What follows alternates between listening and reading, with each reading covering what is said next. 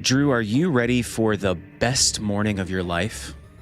Absolutely, my dude. Because I've got a massive show, nay, a king-size show planned for you, sir.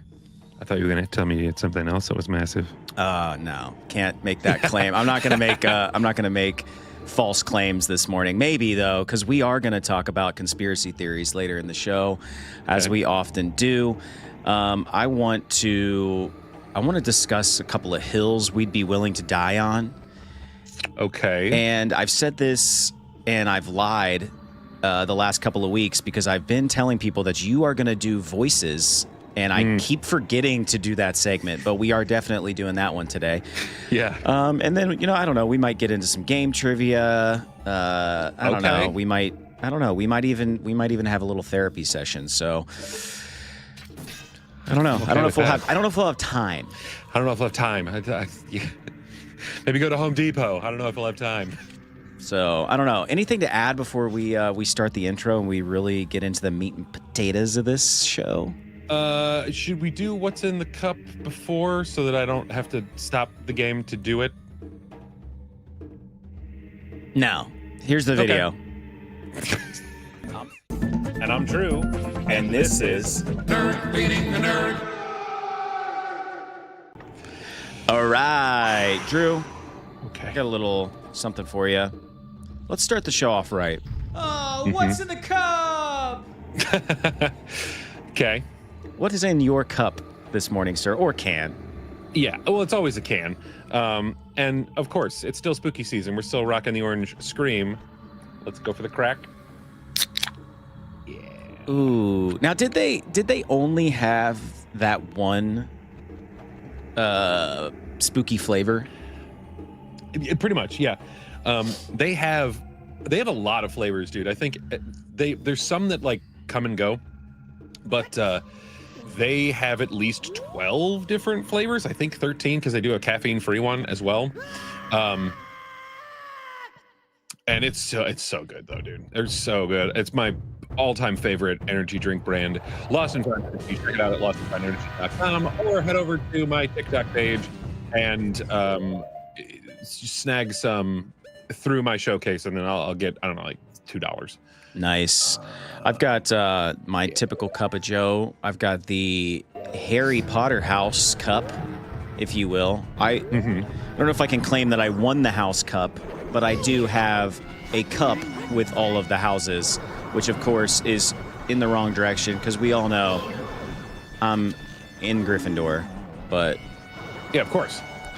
who's not in Gryffindor, right? Oh, crap. Like, Too close. speaking of Harry Potter houses, I'm going to go ahead and launch the commands here for our friends on YouTube to have some fun with this morning. Oh, no. If it'll post. Let's see if it'll work here. There it is.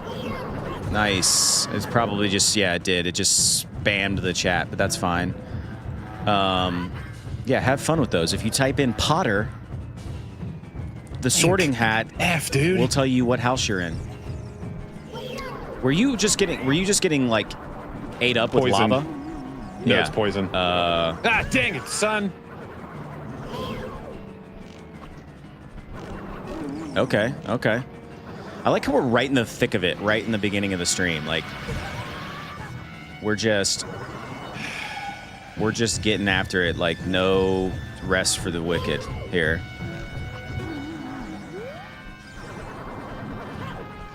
So do you have to shoot the ones like as they turn a color?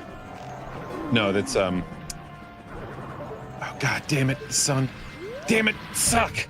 Okay. That happens. So you have to shoot the hands to like numb them or whatever. And then he like puts his eyeball at you, but you can't see the eye unless you put on the lens of truth. So leave the lens of truth on. Shows you all the truth. I like how it drops stuff, though. That's good. There we go. That's what I wanted to do. Nice. Okay. So you're numbing his hands so he doesn't smack you, and then you have to go up and hit him in the eyeball. Yes, sir. Okay. What do people call this? Bongo bongo? Bongo bongo. Bongo bongo bongo. I don't want to leave the Congo. Oh, no, no, no, no, no. I love it. I love it. I'm trying to hold back on my segments here because I don't want to distract you. We can talk about the game. We can, for once we can talk about the game. Oh God. Okay. All right. Listen, folks. He's in a rhythm here. He's got his rhythm, and he's fighting to keep it. Please don't let this end up like Bowser. Oh, you got him. Damn it, son. That is so crap. I launched. Gotta be quick. Gotta be quick with me. I'm from Erie, PA. Not really. That's a movie quote. I don't want to be misquoted. Yeah. There it is. Look at that. Wow. Yeah, he's a hard boss and an easy boss. Again, once you get into that rhythm, ironic that he's a drummer. Once you get into that rhythm, dude, you can friggin' knock this bish out. This Demigorgon eye looking MFer. I love that. Melting into that. Oh yeah. So what was that? The Shadow Temple that you just defeated? Yes, that was the Shadow Temple. Up next is the Spirit Temple. But before we do that, we got to go to, oh crap, someone corrected us in our comments. Gerudo. I forget what they said. I think it was Lee. Ooh, he got a heart container. All right, well, while you walk through the portal, I want to do something a little new today. Okay. I want to talk about you, Drew. As we load into the next portion of this game, let's talk about what's been going on this week, man. What's new? What's new with Drew? Well, if you've been to the show previously, ever, you'll know that my background is a little different. And that is because my desk is in a different spot. And the reason why my desk is in a different spot is because I built a PVC sound booth for my studio. It's still not quite done yet, but yeah, some moving blankets from Harbor Freight, not a sponsor. And then lots of PVC from both Home Depot and Lowe's, because I don't discriminate. Also, anytime anybody has any job to do, you never get everything that you need right away. If you do, yeah, it's not going to work out. You always have to run to the hardware store. Yeah, dude. But no, man, it's cool. I still need to like dial some stuff in. I have a couple boxes of foam, some bass traps, you know, things that I need to do, which unfortunately I'm probably not going to be able to get that done before tomorrow morning. But tomorrow morning, I have a little thing that I got to do. Got a little thing that I'm going to tell people. What's your thing? In a couple weeks. I'm going to tell. I can't tell people now. Oh yeah, you've been sworn to secrecy. That's right. Until November 1st, and then I'll be talking about it. We've got a little. Yeah. No, we got Sean. We got Sean in the house. What up, Sean? What's up, Sean? Hey. Well, that's cool, man. I dig it. It's something I aspire to do, which is get my situation together, do some new things, like maybe have something different besides like the worst of my RPG collection in the frame. Like this is all right here. This is all D&D 5th edition, which I never play. So sure. Sean says, how much medallions finished? How many medallions do we have? We have 5. We only have 1 left, and that is Spirit Temple. Wow. Which we're heading to right now. Nice. We're gonna kind of do a little meandering, but yeah. I like that. I like that. Well, you know, I like that. This, you know, if we're talking about things that happened this week, I What's up, girl? Was sitting at my desk, and I was working, and suddenly, dude, my vision was just like weird. All I can explain it as is I was like, part of my vision was me looking through some sort of like refractor light bending thing. It was super weird. It happened super sudden and random. And it freaked me out, dude. Yeah, dude. My heart starts pounding. I'm like, what's wrong with me? Am I having a stroke? Sure. And so I do a quick Google search. I'm like, why does it look like I'm looking through fractal light or whatever? And it's like, well, obviously it lists off a million things. With of course. With the disclaimer of like, I can't technically give medical advice, but but it's probably this. 9 times out of 10. But yeah, it was like migraine aura, and I was like, so I have migraines. I have like 1 or 2 migraines a year. Okay, and that's not bad. It's really not. Like I'm blessed. Like knock on wood, it doesn't happen more often. But like it happens so infrequently that I've like you like forget the feeling. Sure. And yeah, dude, that aura light, it goes away after, I bet it took like 30 minutes though, maybe longer. And it was like weird me out. I tried to like lay down and close my eyes. You can still kind of see it when your eyes are closed. It's like super terrifying. And so then it went away and I was like, all right, cool. And then I'm like, well, okay, if that was an aura, then I'm going to have migraine here in a little bit. And yeah, I got my yearly migraine. Hopefully that's it. But luckily, a few years ago, I saw a neurologist. Because, dude, when you're in it, man, like when you got a headache like that and you're in the suck, you feel like you're dying. Yeah. So, like, I went and saw a neurologist, and like they gave me some medication that you can take like at the onset. And okay, I'm not a huge proponent of modern medicine, always, but in this situation.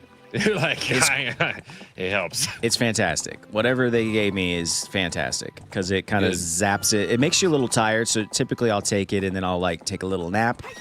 But when I wake up, I feel right as rain. So, well, that might be a part of it. Like it kind of zonks you out a little bit. It kind of helps you reset all the jazz. Yeah, I mean, I don't want to say that was the highlight of my week, but if I'm thinking back on my week, that was kind of a big thing that happened that was totally random. But other than that, dude, I mean, like I played a little bit of Arkham Asylum this week, and I gotta say, Arkham Asylum starts out cool, then it sort of hits this kind of little like lull. Yeah, and then I'm like, am I gonna keep playing this? And then I was like, no, you got to grind through it, baby. You got to keep going. Like people love this game for a reason. And then it opens back up, and you're like, "Oh, okay, yeah, this is super fun." Like, yeah, dude. I mean, with any game, it is the whole like getting to know you, and then there's always that little beat, dude, where it's like, okay, figure it out on your own, and then you do, and you're like, oh yeah, man, I feel like I'm a real detective. Yeah, and now I have like the explosive foam and stuff, so I can actually like break through walls and love that whatnots and what have yous. I just saved Commissioner Gordon. That was like one of the first big things that you have to do. Commish. Yeah. Yeah. And dude, Commissioner Gordon is jacked in that game. Yeah, he is, dude. Like he is not the Commissioner Gordon that like we know and love from the movies. He's vastly different. Oh, okay. Cow. Good to know. I think where it like sucked me back in was where there's this moment where the scarecrow, it like gets thrown into the fold and you're like hallucinating and you're like going through like your deepest fears like in the morgue down in Arkham. Oh my god, yeah. It was like super trippy. I'm like, this is crazy, dude. Yeah. It's spooky, dude. I love it though. Yeah, it's good. It's very good. Now, is this follow-up to that game as good? Wasn't there one of the 3 that is not as good? Okay, there is one of them that I wasn't a huge fan of, only because there's a lot of driving, and it's cool to drive the Batmobile, right? It's cool times, but I don't know, dude. So like I don't want this to be the whole thing, Yeah. Like let me just tool around and not have time trials or whatever. And I don't know if there were time trials, but I hate time trials, Yeah. especially if it's not a freaking racing game, bro. Like, Yeah. ew, stop. You know. Yeah, I'm not All a right. super fan of it either. There we go. Gotta get caught. Gotta get caught. Ooh. Oh, and they throw. They throw you in jail, but they don't take your sword? Yeah, don't take anything, dude. They're like, oh, there's no way out of this. Yeah, this there's jail. no way out. Being instantly gets out. Yup. All right, now I want to apologize to everyone. Oh God. What's the Because- apology for? I didn't do my homework on this, so there might be a bit of a stumble. You know, dude, I just didn't have time, bro. Nah, man, you're good. Time, dude. Don't even worry about it, bro. Sean says go in the buildings. Yeah. Oh, come on, man. It's not long enough. Story of my life, dude.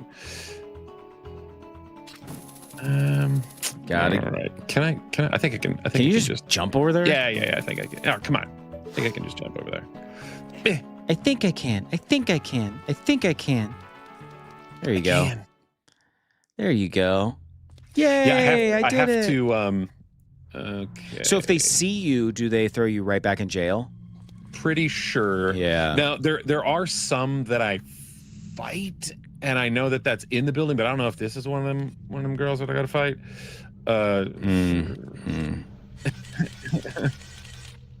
Yeah. Yeah. Okay. All right, Whoa. all right. It's all right. We're learning. We're figuring it out. Yeah. Yep. That's fine, man. You know, you're still grinding it out. How many more, like, okay, so today, what is today's goal? Get into the Spirit Temple, and I mean, I don't know if I'll beat it in time, but maybe I mean, it'd be all right if I did, you know. Yeah, it would be all right if you did. Could you go fight Ganon? Can you fight Ganon right now? No. Okay, No, so you got to get have all to the have- medallions. Yeah, you have to have all the stuff. This is very linear game. Which I sort of appreciate, to be honest. Like, I'm kind of sick of all these, like, open-ended, open-world games, even though Yeah, I know that's same. what everybody wants, but... I like linear, but it's fine. It's fine to have, you know, like a story and a oh, damn it. Oh, wait, no, yeah. Hey, you, young man over there. Help. Chan says, I think there is a place where you fight a Gerudo to save a carpenter, which I think is what you're about to do right now. Well, there's 4 prison carpenters. Sabrina Carpenter in prison. Yeah, man. Woohoo, watch out. There we go. Yeah. So you fight these people that are ultimately become your friends? You have a weird relationship with them. It's complicated, for sure. Yeah. Then you get a membership card. You get brought into the club, dude. Yeah, dude. It's you know, the I mean, it's the same kind of situation as you know, Breath of the Wild. The only difference is there's no dress up darling Link time. Yeah, So, yeah. I just got a key. That's cool.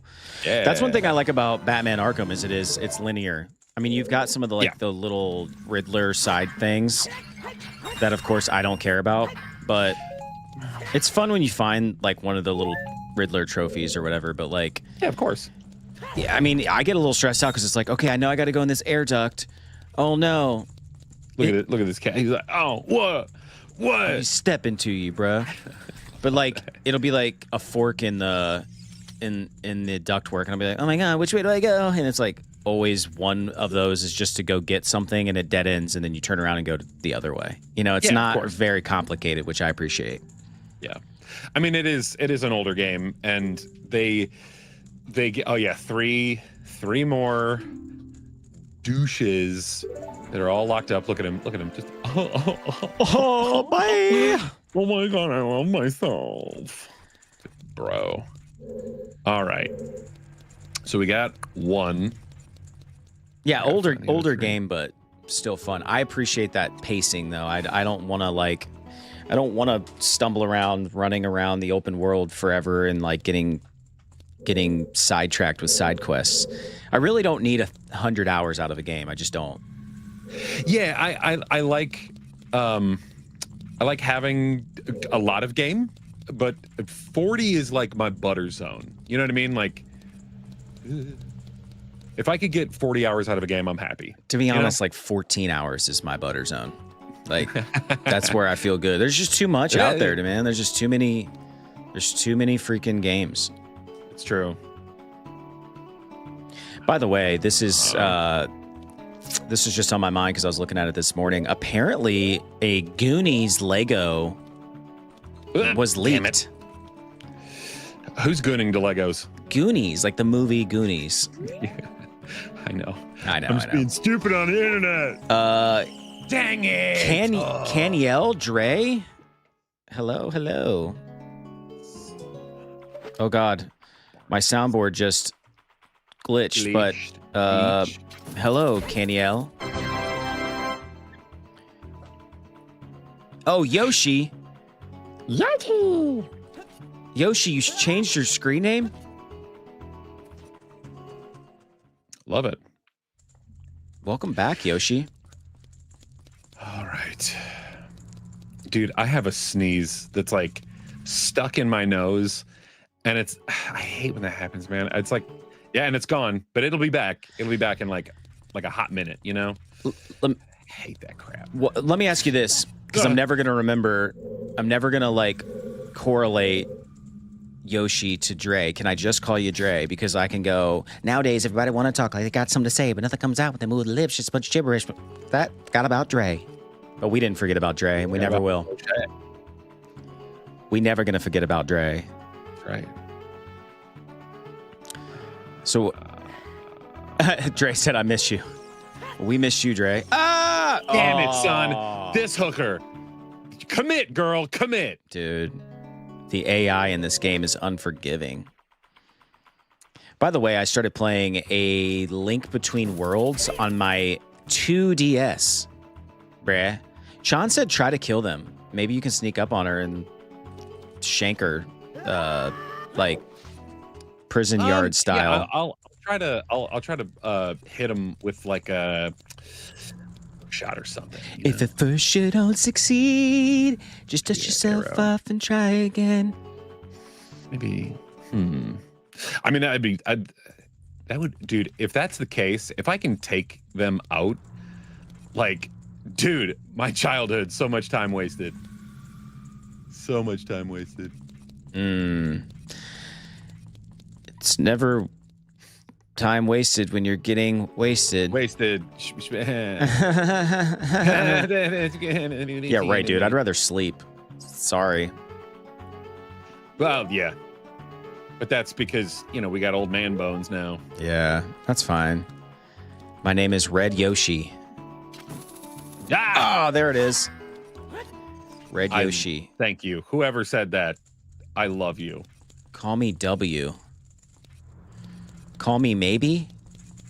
Yeah. What would you like us to call you, Yoshi? Dre or Red Yoshi? Or Kevin McAllister. Ooh. Yeah, dude, oh my God. This is such screen name bait because this next commenter is into the unknown. Into the unknown. They say hi. Hello into the unknown. Good morning. Red or Yoshi. Good evening, good afternoon. Red Yoshi it is. We are playing Ocarina of Time. Or OOT for all the cool kids. Yeah. Well, and what's great though is that if you search that, this comes up. It's great. I love it. If you search it, it will come for you, Daddy. Gotta be quick on the board. That's right. Gotta be quick. Come on. Gotta be quick with me. What did you just? Wait. What did he say? Let's call her a hooker. Come on now. Oh, okay. I thought you said something else. No. H words are better than F words. Yes.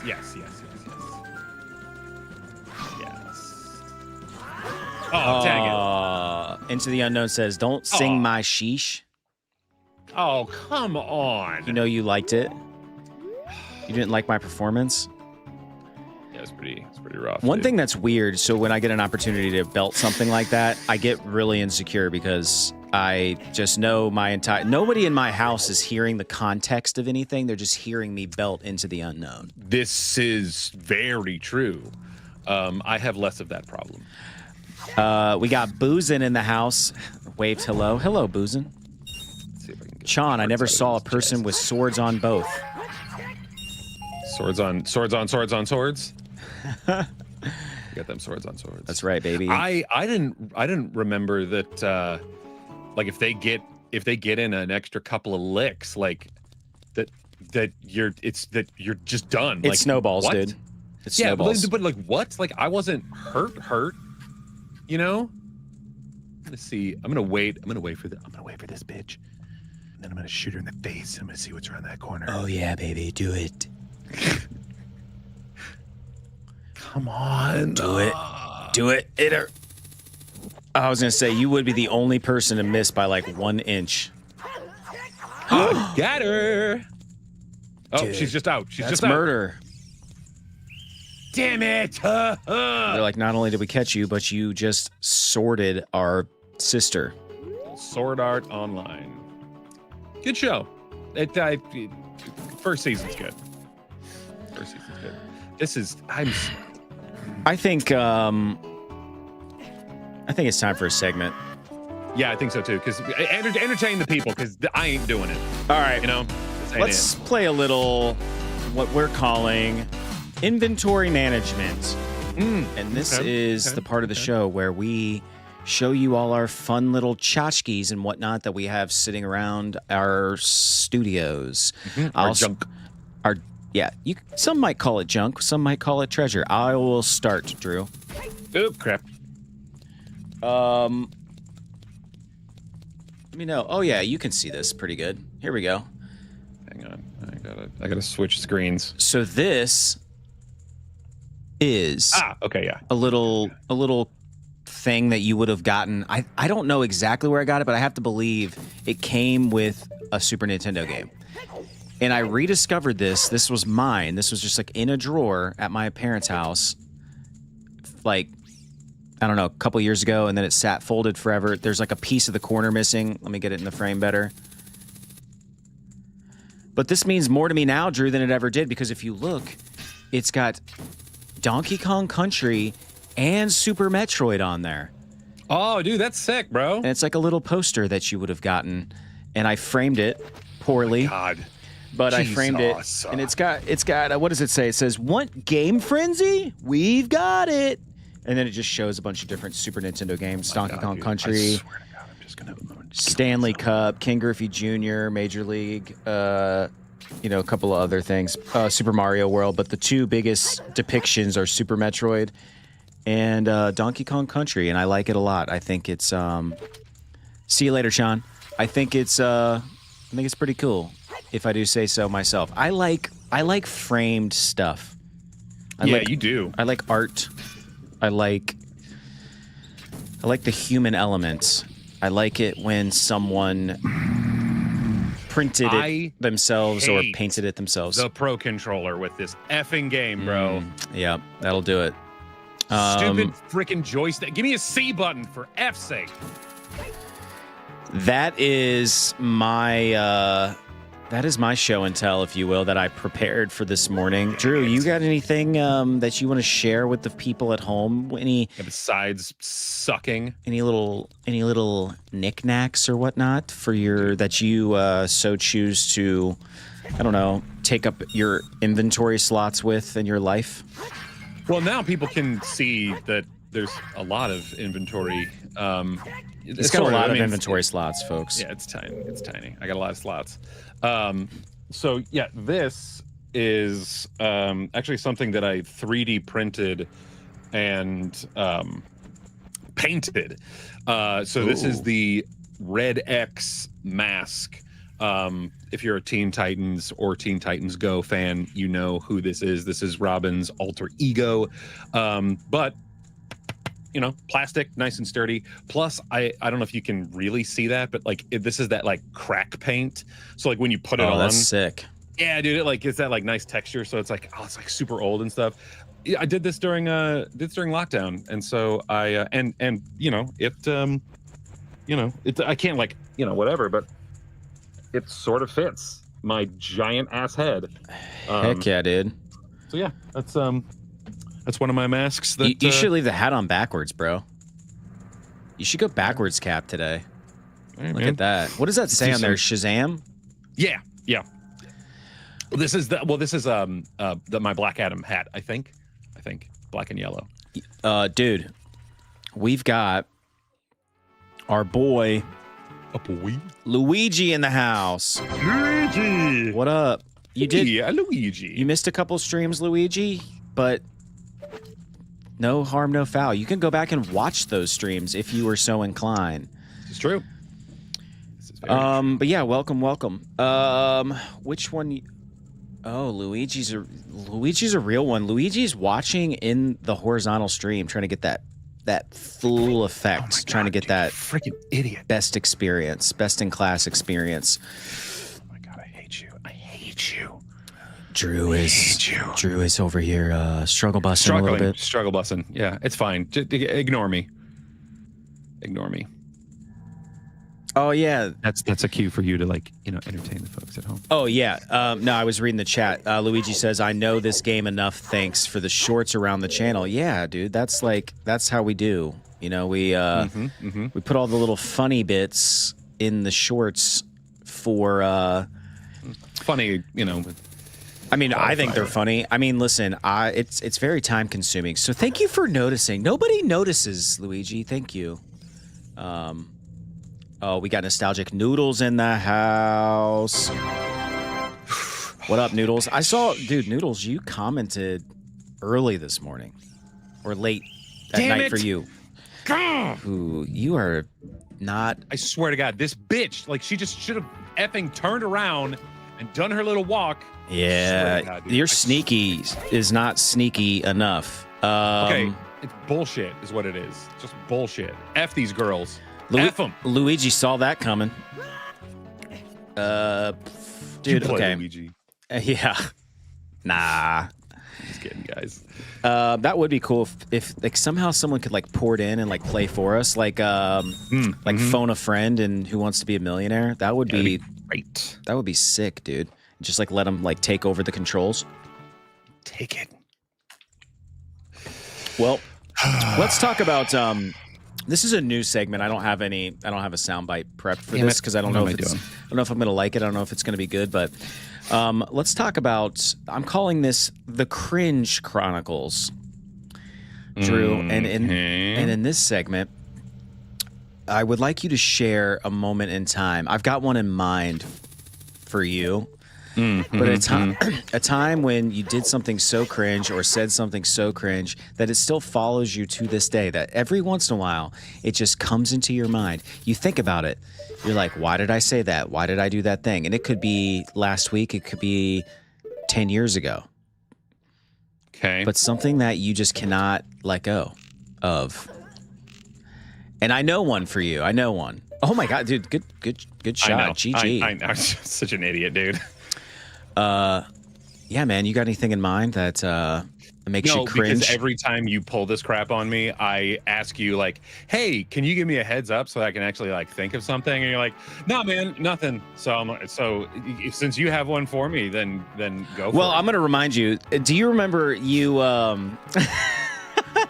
you're going to remember this immediately. Do you remember you told me this I don't know, a year ago. You're like, dude, there's this one time where you did a whole rap in front of someone that we worked with. Oh my God. so sort of. It wasn't, it was beatboxing. And it was, oh my God, dude, I do think about that from time to time. I think about that from time to time for you. It's so cringe, dude. And the worst part is that I was like, turn up the music, man. Check this out. That's the worst part, that I intentionally was like, watch, listen, look. And it was so subpar, dude. It was so subpar. What prompted you to beatbox in front of this person? I have no idea. Like, they dude. weren't like, dude, can you beatbox? And you're like, yeah, sure. Like, no, we all make choices in our lives. And this was the first time I was meeting this dude as well. And he was a cool guy, he was a cool guy. His dad was like, had a really nice job with really cool stuff and involved NASCAR. And I was, I don't know, trying to impress him. I don't know, dude. Oh, dude. Can you beatbox for us right now? Can you give us? Absolutely not. Luigi says their cringe moment is too personal of an event and they've got nothing else. Battis210 says, "What's up, Uncle Seth and Uncle Drew?" What's up, Battis? What is up, Nostalgic? What are you playing on? I'll answer for him. He's playing on the Switch online. Switch. Dude, that's so funny though. You're just like, oh yeah, bro, yeah, crank it up, yeah, Yeah, it was so bad, dude. It was so garb. Did he laugh or did he like? What was his response? It was quiet. Dude, one time, this is very similar, work related thing. We were talking. I was having like a sit down with a boss of mine at the time who like didn't like me, and he would like kill me with silence sometimes, and it was like his weapon. And of course, I was way younger at the time, and I was like, I couldn't handle it. I didn't know. Sure. I wasn't hip to like the silence, like technique of like trying to make me uncomfortable. And you gotta let that breathe, dude. I forget what I said. I said something like we were talking about like some breweries. This was at like the height of craft brewing, and we were talking about like a local craft brewery or whatever. And I was like, yeah, man. I mean, I think that they're gonna sell, and they're gonna sell for like like $1 billion. And he looked at me and said, "That might be the stupidest thing you've ever said to me." Oh my God. And I was like, dang, dude, yeah, talk about like, and I just didn't know what to say to that. I was just like, okay, instant heartbreak. Cool. Yeah, I do. In my mind, I'm thinking to myself, okay, that's fair. I mean, like, I was just saying words to say words, but like, you forced my hand, dude. Like, you can't just say nothing to me while I'm sitting across from you and expect me not to say stupid things. True, true. And it has haunted me periodically ever since. So, it is what it is. Catching up with the chat here really quick. Luigi, you can for sure. Luigi says, you can for sure hand control over to another person. We need to figure out how to do that, Luigi. That would be a lot of fun. Battis says, why don't you guys just emulate the game? I heard that N64 games are really laggy on the Switch. Are you catching that, Drew?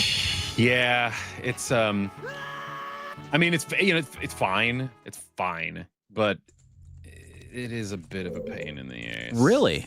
I've never heard you complain about it. I don't, because I don't have the ability to emulate things. So it's like I don't know what I don't know, I don't know what I don't know. Yeah. Wow. Yeah, exactly. Yeah, that's fine. I mean, listen, it's fine. It's all fine. We're all fine here. It's good. How are you? I good. I think this moment is going to be added into my cringy moments that I'm going to play back in my life. Actually, there's definitely some cringe moments on this show. I don't know if I think about them often, but we've definitely had some cringy moments. I mean, every week we have a cringy moment, I'm sure, on the live stream. It's so true, dude. And I mean, it is.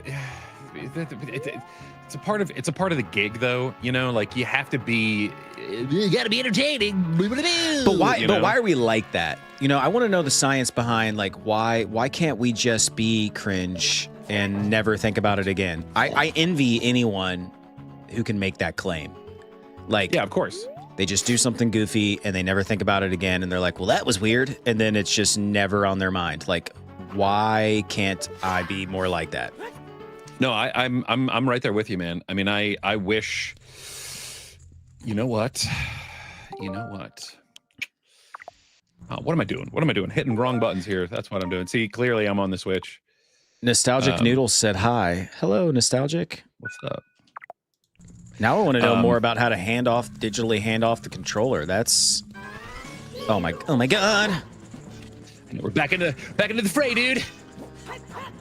What do you mean? Get more into that, Luigi. Luigi says, Seth, those are times before the internet existed. Like our cringe, like the things that we go back to and think about, they have to be pre-internet. Yeah. Well, I mean, maybe. You know, there was a time when cringe was okay, you know. Not to be that old man in the room, but like it is weird to think about how far the internet has come to this day. Like think about like 2008, okay? Mm-hmm. Which doesn't seem that long ago to me. Sure. We thought everything going on in like 2008 was like super crazy. Like that's kind of when smartphones first came out and you're like, oh my God, I could get on the internet on my phone. This is crazy. And now look at it. Like we have artificial intelligence. I literally have Skynet on my phone. Yeah, of course. Nostalgic. He's playing on the OG Switch. Luigi says everything wasn't recorded or could be recorded by something in a person's hand. Yeah, for sure. So now it was only when the 90s when stuff like Walkmans existed, handheld cassette recorders. Yeah, so when you said something I think what you're trying to say is when you said something cringe, there wasn't the opportunity for it to be like recorded forever. Yeah, exactly. And not everybody gets a meme either, you know, like it's one thing when your cringiest moment ever becomes a meme and you just become like an internet sensation. Most of us don't get that luxury. Yeah, exactly. It's like your worst moment of your life. Like you make money off of it. Like that's what we're trying to do now, obviously. I try to explain that to my kids though, like everything is recorded. You can't get away with anything. Yeah. You can't toilet paper somebody's house anymore. They have a Ring doorbell camera. Mm-hmm. You're not getting away with it, bro. I saw a TP'd house the other day, and I'm like, oh, dude, it was like out in the sticks too. So I was like, oh, I don't know if they got that Ring doorbell. They don't have the internet connection for it, I'm sure. But well, you're so far out at that point that it's like, you know, who's going to be doing that? You know, everybody in that town. Yep, you nailed it, Luigi. Houses have security cameras. Down the street has cameras. Right, so even if you don't have a camera, your neighbor has a camera, and all you got to do is post to the Facebook page in your neighborhood, like, did anybody's car get broken into last night? It's like, no, but I'll check my Ring doorbell camera, and I'll play back the footage. So, like, think about that, too. Like, you could dress up. You could, like, wear a disguise, but you're literally, someone's going to get a notification on their phone, like, in real time, like, boop, movement outside of the house, and it's people, like, dressed up like ghouls, TP in houses. They're just going to call the cops, and you're going to get caught. So, like, you just assume you're getting away with nothing now. Assume everything you say is getting recorded and will be used against you in a court of law. Yeah. Well, and what's crazy, you know, there at one point there was like a sheriff or whatever was knocking on my door, and I'm like, what's happening? Like I immediately went through the Rolodex of like, oh my God, what did I do? No, they just wanted the footage from my Ring camera. They're like, hey, does it extend to this point? And I'm like, oh no, sorry. And they're just like, oh, okay, because we, you know, there's some shady biz going on in this house. And I'm like, oh, okay, good to know. Ooh. There's the one right across the street from me. Apparently it was abandoned for a while, and there were like drug drops or something happening. This was in your neighborhood? Yeah, dude, right across the street. What was happening is like they were shipping packages there, and then the package would have like drugs or something in it, and like there was nobody there to get it. Drugs bad, guy. Drugs bad. And people would just like come by and pick up the package, you know. So it was like a drop zone or whatever. Yeah. It wasn't like they weren't like cooking in there or whatever. At least I don't think so. Dang, dude. Nostalgic Noodle says there was a show based in the 90s, but it had a Ring doorbell camera in one of the scenes. Yeah, dude, that's laziness. That's Yeah. laziness on Hollywood's part. It was probably that 90s show, which, to be honest, have you watched that, Drew? No. I like it. I liked it. Ugh. I watched the first few episodes. I liked it a lot, actually. Okay. Not gonna hate for like light watching. It's not to be taken serious. It's not a drama. It's not the next Game of Thrones or anything, but it's good. It's a good little. I'm also watching a show right now it's called Boots. It's a new Netflix show. Okay. And it's set in the 90s as well. And it's about this kid and his buddy who go to boot camp to be Marines. Mm-hmm. And it's during the don't ask, don't tell era. Oh. And it's funny, dude. It's good. I'm only like 2 episodes in, but it's really funny. I'm digging it. I hope he becomes a Marine. Yeah, of course. That's how you want the thing to go, right? Luigi, the found footage. Oh, crap. There's a dude in here. The found footage genre and moments of it used in TV shows can be good when done right. Oh, yeah. Yeah. Dude, think about how scary the Blair Witch Project was when it came out. See, Blair Witch Project didn't get me. Paranormal Activity got me. Ooh. Because, like, Blair Witch, I'm like, okay, clearly they're doing this crap on their own. Paranormal Activity, I was like, oh, this could happen. You know what I mean? Like, I don't know why I thought that, but dude, it got me, man. I was watching it and I'm like, oh my god, is this for real? Is this for real? For real? What am I doing? What are you doing? Better fighter. Where's my sword at? There we go. Jeez. Take my sword hand. Yeah, dude. Oh, you bitch. Yeah, you got her. You got her. You got her. Ooh. Dude, I've also been watching a lot of Pokemon lately. Okay. I almost said Shoto. Nope. Kanto? No, X and Y. Right? Y and Z? What is it? What are the letters? X and Y. Yeah, that's what I thought. X and Y. It's good, dude. I mean, Ash is out of his element, man. Like, he's out of his region. He's discovering new Pokemon. He's getting beat up. I played one of those games. I can't remember if it's X or Y, but I mean, it's the same game. Let's be real. You know.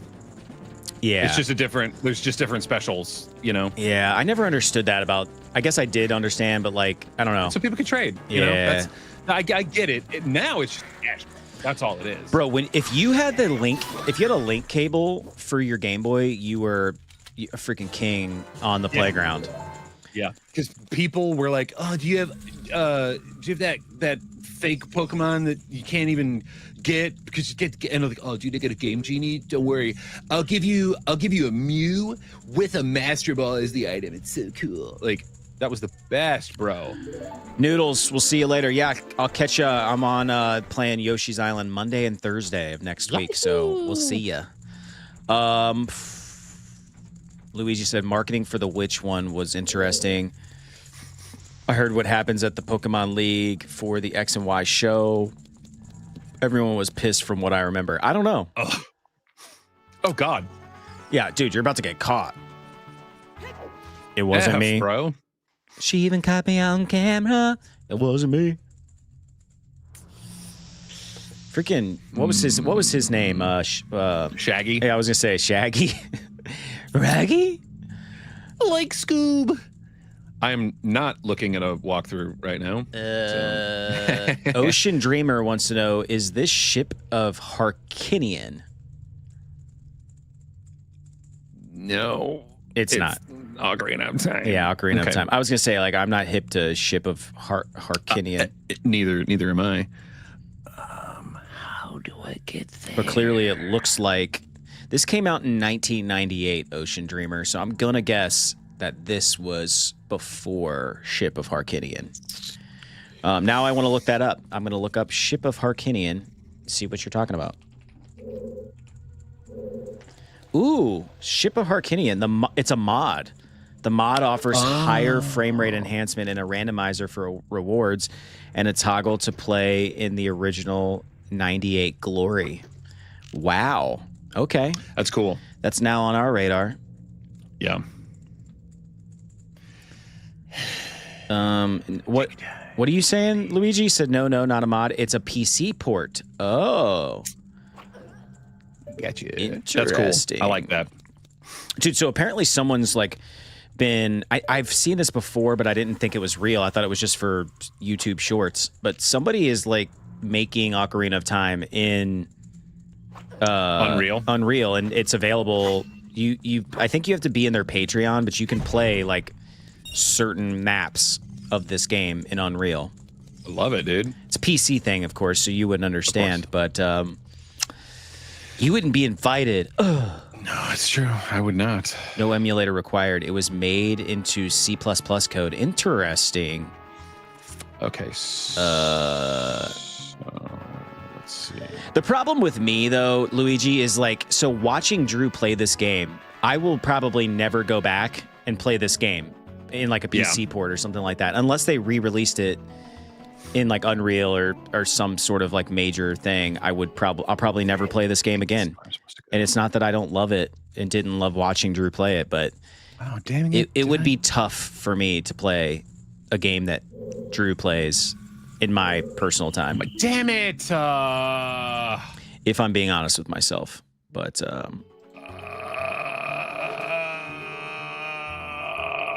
why? Yeah, seriously, dude. Okay, I should ask this earlier. What are you doing here? Saving 4 carpenters. And what did they give you? A token, I think. Did you ever listen to the Carpenters? Like I think they're a 3-piece band from like the 60s or 70s. Probably, but not intentionally, you know? Like any old music. I'm so bad at like band names, singer names. I'm so bad at it. You're like, oh, it's this song. And I'm like, oh yeah, I know exactly. I've heard it before. I know half the words. But then it's like, you know, I don't know who sings it. I don't know. Yeah, I mean, Kobe Smulders. I know. I'm trying to look at like what was their big song. Oh, we've only just begun. Oh yeah, absolutely. Yeah, of course dude. I know that. Yeah, that was their big. White lace and promises. Yeah, that was their big one. We probably sang a rendition of that in choir. Oh, of course. So, I don't know. It gives you a pass to the fortress to free roam the place. And it unlocks 2 mini games, apparently, what you're doing right now. Good. Yeah, man. Oh, okay, yeah.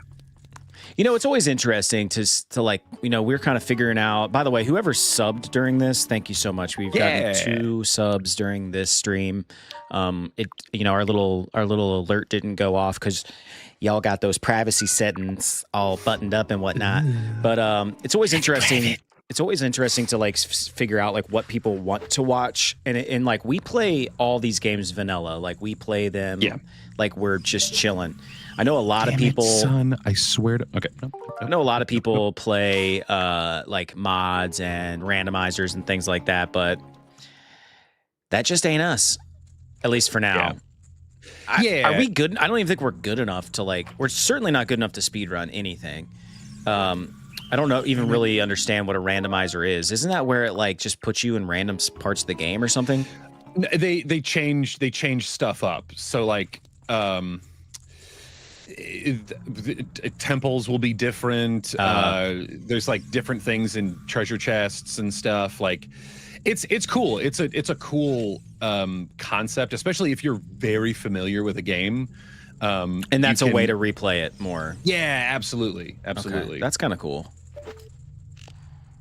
Can you speed run this game? Probably, is that a thing? Sort of. Speed run. Yes, The Legend of Zelda: Ocarina of Time can be speed run with current world's records. There's glitches. Oh, dude, speedrun.com. I do like love looking this up, even though I don't stand a freaking chance. Someone in America speed run the world record, apparently, according to this website. Any percent is 3 minutes 47 seconds. Oh my god, dude! To 100% it, 3 hours 44 minutes 27 seconds by someone in like Sweden. With glitchless, the world record is 3.5 hours. Defeat Ganon, Really? 15 minutes. Well, That's definitely not going to happen here. It's going to be way more than 15 minutes to defeat that guy. And I will prep. Some randomizers make loading zones have different locations. For all you know, Mido's house leads you into the Shadow Temple. Oh, yeah, it's cool. It's cool stuff, man. That is kind of cool. So you're just kind of like, beep bopping around, and different stuff happens. It's kind of interesting. Yeah, it's kind of the same concept as like Master Mode a little bit. It's just harder. It's just hard. It's the same like core, but it's just a little bit different.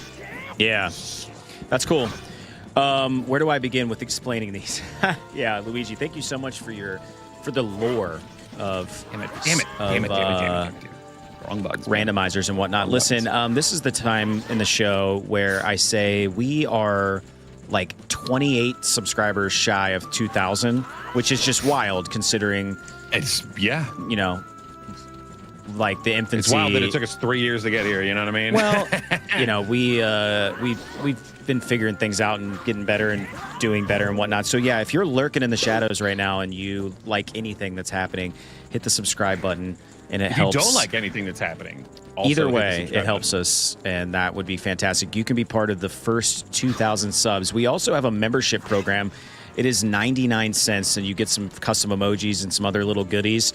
If you hit the join button, you can join the Save Scum Squad, and you'll get a little badge next to your name. There's been some save scumming going on this morning. Absolutely. It's a badge of honor for us here at this channel, so delicious. It is so delicious. Why don't we do I don't know, man. Why don't we do another segment?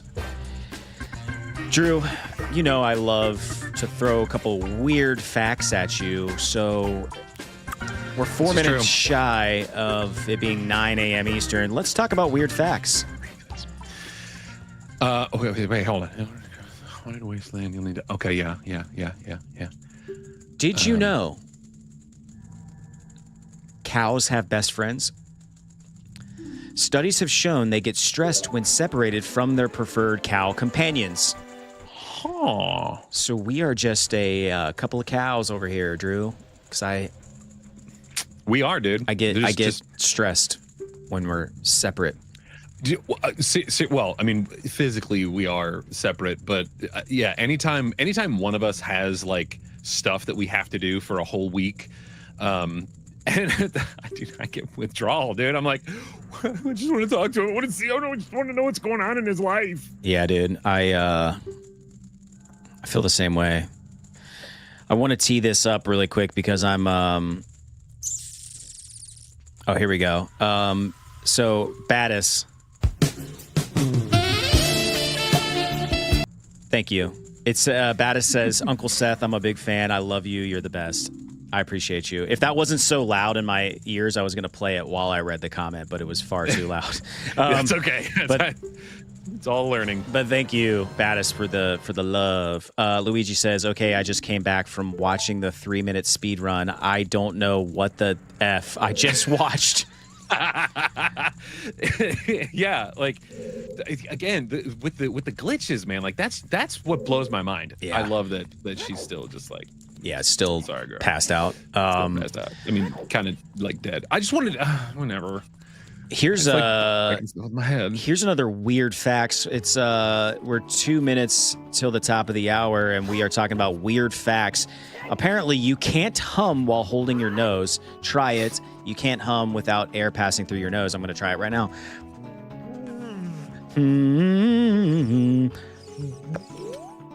I mean, you can make some sort of sound. Well, okay. I mean, like you can a little bit, but the air does have to go somewhere. So if it's like you could fill up your mouth, and then after a certain point, that's it. Oh, Battis 210 my mouth asks. I'm gonna ask Drew. Oh man, I don't know. This is bad. This is where like people, these things get clipped and taken out of context, but it's all in good fun, right? You'd be the one clipping it. Fatis says, guys, would you rather crack Midna or Zelda?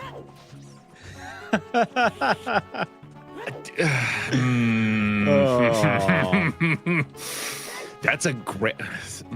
Well, okay. There's only one Midna. There's many Zelda, and there are some Zeldas are greater than others.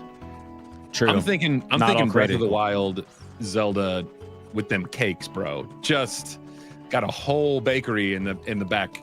Just Oh my God. so yeah, man. Just want to butter them buns, dude.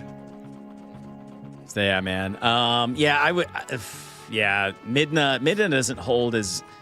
I never had a crush on Midna. I was too old when I played Twilight Princess. Okay, well, like because of like now or when it came out? Because I was older than you. Well, no, I just didn't play it when it came out. Okay. I was like, I had a thing for her, dude. Especially, here's the thing, bro. Is there anything I can get in here? Oh, this is cat. You didn't make it to the end of Twilight Princess. There is a reveal at the end of Twilight Princess that will get anybody bricked up, dude. Really? So yeah. She's pretty gorge, dude. You should look up Midna, maybe human form. Is she like the goth? Is she like the goth version of like just Zelda? Just pull up a damn. Midna human form. Ooh. Yeah, dude, she's cute. Wow.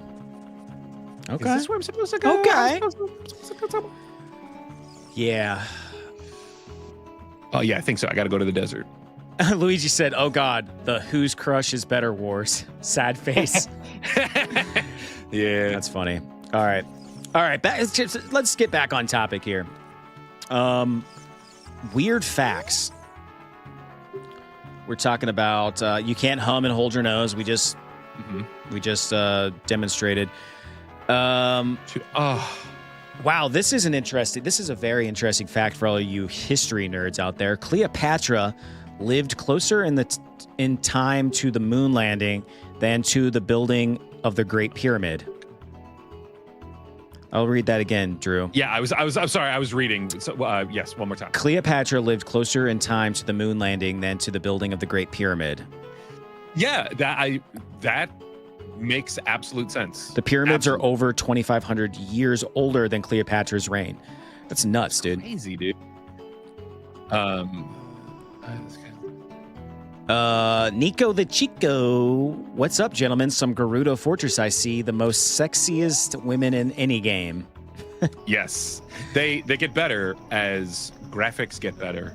But even here, they're cuties. Another weird fact, bananas glow blue under blacklight. When ripe, the breakdown of chlorophyll makes them emit a bright blue fluorescence. Interesting. Yeah. I'll bring one to the next rave I go to. I mean, who doesn't want a banana at a rave? Who doesn't?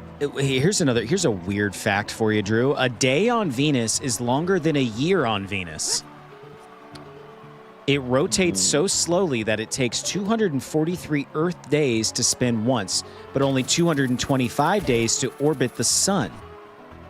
Huh. Interesting. That doesn't make any sense. But I mean, it does, but also no. Wait, what is this? That's a bridge. Okay, what is where? Okay, let's read. I like how you're just caught in a sandstorm. All those reckless enough to venture into the desert, please drop by our shop.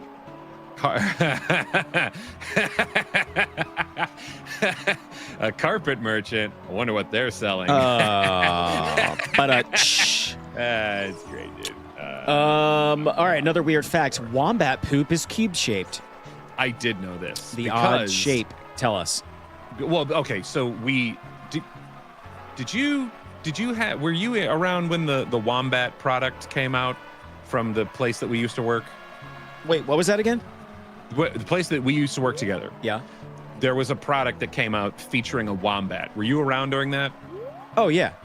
Okay, so good, dude. It's my favorite. It's one of my favorite things that they made. So good. Is it? Yeah, it's the odd shape keeps it from rolling away, helping mark their territory. Combat. An animal called a wombat poops cube-shaped poopies. Here's another fun fact for you. Well, wait. Luigi says, I henceforth call this conundrum of timekeeping for the planet a deer. Wait a second. That's the name of an animal. There's a fish. There's a fish that climbs trees. The mangrove killfish can survive on land for weeks and even climb roots and trunks. Interesting. Dog, that's weird, bro. That is a weird fact. I'm full of weird facts, Drew. Here's another one for you. The Eiffel Tower grows taller in summer. The metal expands in the heat. It can be 6 inches taller in hot weather. I am 6 inches taller when trying to Eiffel Tower someone as well. I was really trying to Wow. I was like, there's something here. I gotta get it. Oh, man. That was an exaggeration, though. You'll never know. Yeah. I'll never know. Here's a couple more, and we'll wrap up this segment. You might. Snails can sleep for up to 3 years. They can go into hibernation or estivation, depending on the weather conditions. Estivation, like Emilio Estevez, like they go into a hiatus, like his career. Yeah, I guess. I don't know. Butterflies taste with their feet. They have sensors on their legs that let them detect sugars and chemicals in plants.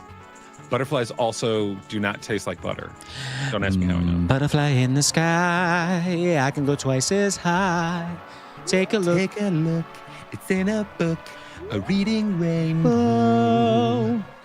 I love that show. Seth, dude. why do I get the feeling you have a joke book full of skeleton puns? I mean, because I do. But it's on my screen. It's not a book. It's terrible. It's not great. I tried to do a segment called Dad Jokes, and it didn't do well. It was pretty terrible. You know what this reminds me of, though, reading all these weird facts, Drew? Were you a Guinness Book of World Records kid? I had a phase, I guess, but it wasn't like serious. You know, like I was never the kid that was like, oh, I want to get the world's longest booger. You know, like that was never me. but I had like friends, like, you know, that was like a book that you got at the library. Yeah, and you'd yeah. like look at it and you'd be like, oh, look at this freak. And then, you know, you were super judgmental and kind of rude. And that's not, we should be accepting people for their 8-foot-long fingernails. Okay, their choice, their life choice. Dude, I used to get one every year for Christmas. I would get that year's Guinness World Book of World Records. And yeah, dude, the fingernail guy creeped me out bad. Yeah, dude. And all I could think of it, even as a kid, what a weird thing to conceptualize as a child. But I would think to myself, like, how does this dude make money? Does he just get paid to be the world's longest fingernail guy? That doesn't seem like it would pay that well. Yeah, I don't think so. I mean, if you think like sideshow vibes or whatever, you know, like Yeah. maybe. Did you ever get into the American Horror Story show? Yes, not all of the season. Oh, so the first season, loved it. Yeah. The one, I forget where I fell off. There's one, I kind of liked The Hotel, but I don't think I ever finished the season. I liked that one a lot. Yeah. The Coven one I wasn't super into. I love those witches. Witches. I liked it, and it just reminded me of there was a season called Freak Show, and it was really good. I do remember the Freak Show, and like the one there was like the lady who was like the pinhead or whatever, and just in real life, dude, gorgeous. Where am I supposed to go? Baddest says, Drew, play Twilight Princess next. I think it's low-key goated. I love Twilight Princess. I love Twilight Princess. Seth got super frustrated when we were doing it and I get it. Yeah, because I was playing it and I got super, super frustrated. John Carr says, if you have money, you don't have to make money. Have a long fingernail was a sign of nobility in one culture. Really? Oh. That's very interesting. So it's not about that coke nail, you know? It's about, Dude, and if I recall, their fingernails, like, twisted, like, yeah, corkscrew style. Yeah, that's how they do after a while, you know? Battis says, Drew, quote, loves Twilight Princess for the gameplay, end quote. Yes. No, I mean, for real, though, I do enjoy I like the story, I like the gameplay. I enjoy the characters. Nico the Chico says, Twilight Princess is the best art style of any Zelda game. It is good. I mean, I like it. It's a darker game, and I appreciate that. I think we talked about. I talked about this week in reference to the new Zelda movie. I'm like, I kind of hope they go more Twilight Princess with it. It's like more Game of Thrones style fantasy, darker. Like, but it's not gonna be. I'm sure it's gonna be a little more vanilla. Yeah, I mean, I think it'll be. I don't think there's really going to be anything like it, honestly, because they're going for something that's real, and you know, there's always an element of fantasticalness. You know, the first movie is definitely going to be like a lot of world building, explanation, backstory. But yeah, Battis, you didn't know there was a Zelda movie coming out? I think it's coming out in 2027. Yeah, I think so. They've already picked Link and Zelda. Which is another thing I hate. They announce these movies way too far in advance, in my humble opinion. Well, and it's because they have to like put casting calls out there, and the moment you have a casting call for something, people immediately are just like, you know. Dude, this is gonna makes for great conversation because I hadn't even thought of this. Nico says, Link better not talk. That's all I gotta say. You know he's going to, and that is the one part that's like, well, I mean, Link talks in the cartoon show. Okay. What if they make him mute? I mean, they can. He also talks in the CDI games, the Philips CDI games, and so bad, but that is something I would love to play on this channel. I would love to play that. I can't because I don't have emulation capabilities, but I would love it. I would love it. So in A Link Between Worlds, he talks to people, he makes motions like he's talking, like it doesn't, no text shows up, but it's giving the impression that he's talking. It's giving hot in here, so take off all your clothes. Where you going, bitch? So are you following this ghostly figure? Yep. It's a Poe. Oh. And the thing is, like, it'll juke you, dude. It'll juke you. And if it does, then like you're screwed. You gotta go back. Yeah. Now, I hope that I'm not screwed for this. Okay, because all right, here we go. Nico says, I just feel like if he did speak in the movie, it would be so hard to make it work. You know? Because what kind of lines do you write for a character that doesn't say a damn thing? Yeah, like how did they develop it? I mean, here's the thing. If he, you have to have a little bit. Okay, totally fine.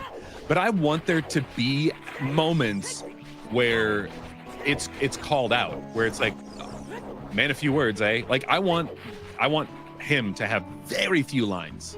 I want that. That's what I want. Yeah, I do not see it happening. Is this the final temple? It sure is, dude. Whoa. Well, if we're gonna start that, I gotta pay. Oh, okay. Gotta relieve myself. Battis, you went before. I know. You know. Battis says follows the Pope and finds a giant statue. W. Drew. Nico said minimal speaking at most. I completely agree with Drew. All right, I'm going to relive myself, and I'll be right back. Relive. Oh, look at all this. Oh, let's see. If you want to proceed to the past, you should return here with pure of heart of a child. Oh no! Oh no!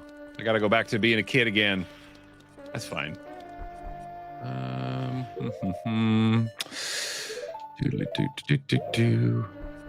Hey.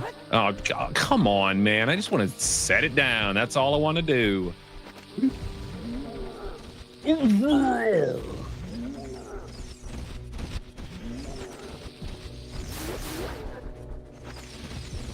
Up. I love doing that. I love doing that. Oh, I think I gotta. Yeah, it's too heavy. Crap, dude. I can't fit. That sucks. That I did not remember. Here's the deal though. I gotta find the little like section so that I can learn the song and then come back here. I'm gonna travel to the future. You should probably return here. Power of silver. Silver? Like I gotta go to the past and become a silver fox? Oh, okay. Here we go. Sweet. This is how that works. Oh, and by the way, everyone, I don't know if Seth is back yet. I don't have my camera on. Okay. Yeah, he doesn't know that this is Zelda. He has no idea. And I'm waiting for the reveal, and I'm like, please don't tell him. Because he's been voicing this, and it's like, oh, yeah, anyway. All right, let's keep rocking and rolling and straight up be holin'. Are you? I can't hear you, dude. You muted. I said, all right. Catching you up with the chat here, Drucifer. Bada says, I love it when Drew makes these he didn't say silly, but I'll say silly noises. That's used the R word. Tailsome. I don't even know that I'm doing it. What noises are you making? I have no idea. Oh wow, with the laughy faces, that's fantastic. Nico says, "Chat, no spoiling." Seriously. Right. It's a secret between me and chat. Oh really? You guys have secrets now? Yeah. That's terrifying. I'm gonna eat yogurt then, just to make it terrible for you. Oh no, I'm turning my volume down. This is from Friendly Farms, non-fat Greek yogurt blueberry. Friendly Farms sounds like an Aldi brand. It probably is. It does sound very. It sounds Aldi-ish. Like, well, or that someone is really trying to hit a brand, and there's I don't know, man. What do you think? I think friendly. Like we want to be friendly with our yogurt. How is yogurt friendly? I think the worst thing about yogurt is having to stir it before you eat it. You know? Yeah, because even if there is, if it is a stirred yogurt, there's fruit at the bottom or stirred. Which, by the way, totally random. It took me forever. In Biodome, the movie, great film, peak cinema. There is Pauly Shore says to the two like female scientists, so fruit at the bottom or stirred. I didn't get that for the longest time. And it wasn't even like I was watching the movie and then made the connection. It just hit me one day while I was driving. And let me tell you, it was far more provocative than I was expecting. But it's not like it's a movie for kids, even though I was a kid when I watched it. Okay, sorry. Up, right, up.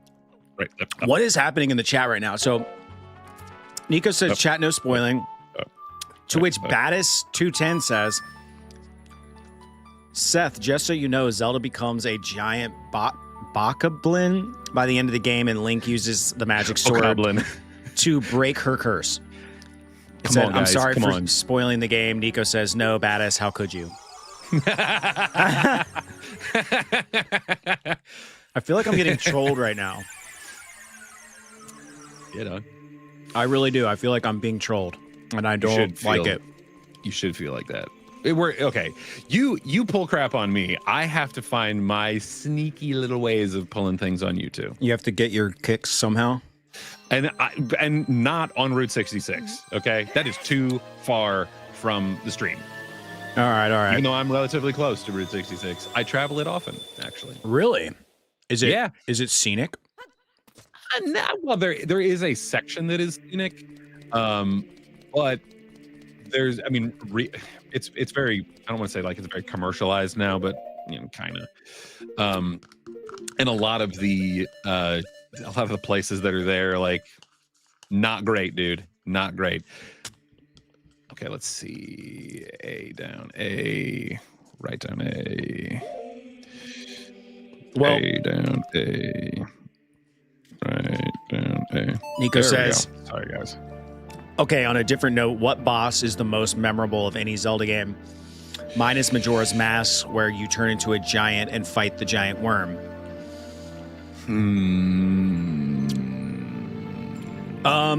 Baddis, NLNG, it stands for Nerd Leading the Nerd Gaming. Yes. Nerd Leading the Nerd. Nerd Leading the Nerd was the conceptual name of the channel that we came up with, and obviously we just kept rocking with it.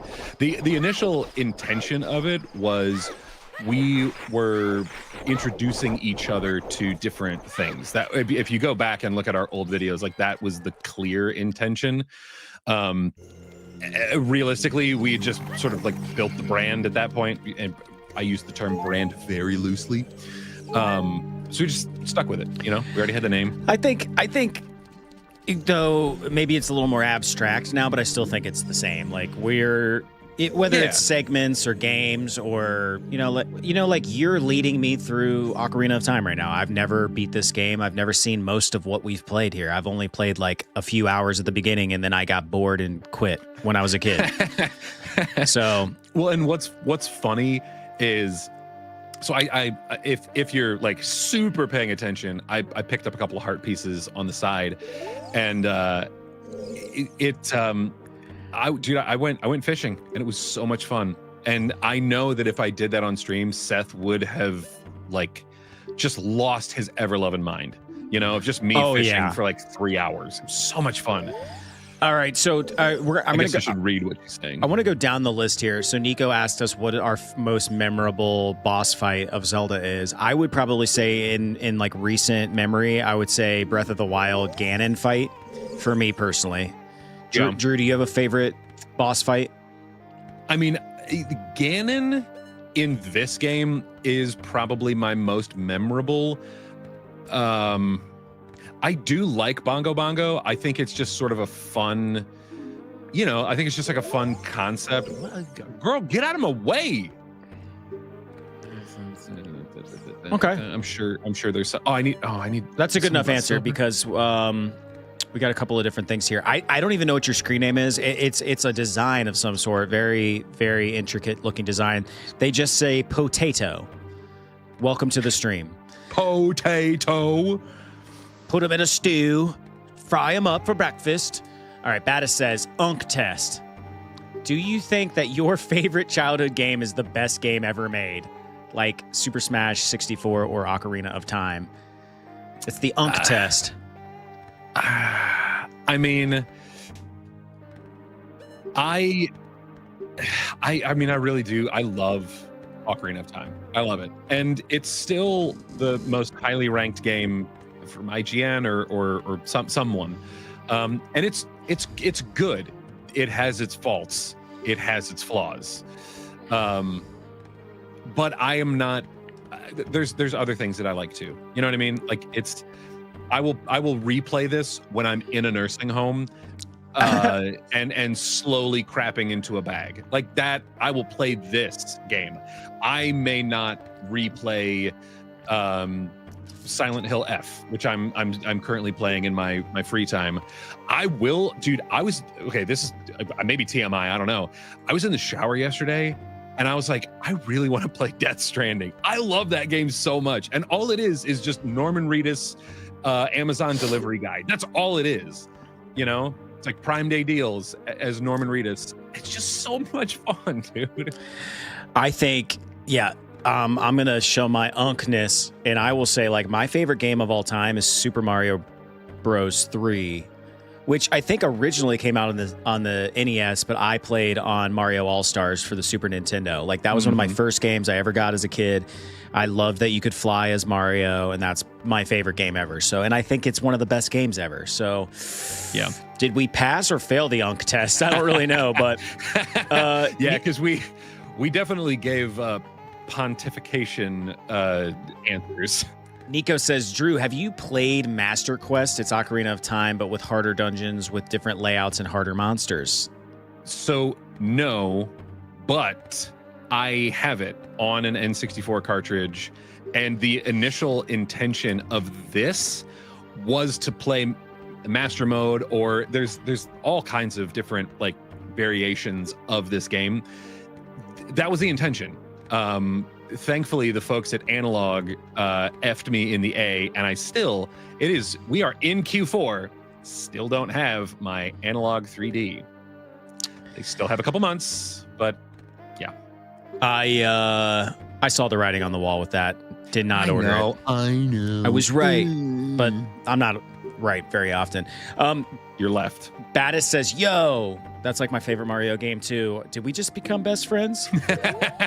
And then this is good. He said, I think Drew thinks objectively, hence he is not an unk. I don't know about Seth though. I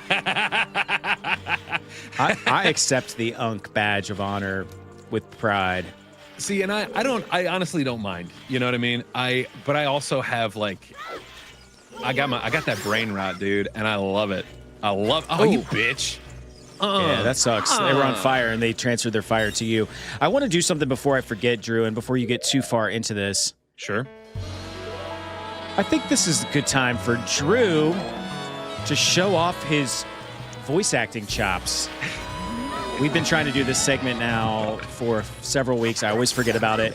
But I would like to call this segment Voices of Drew.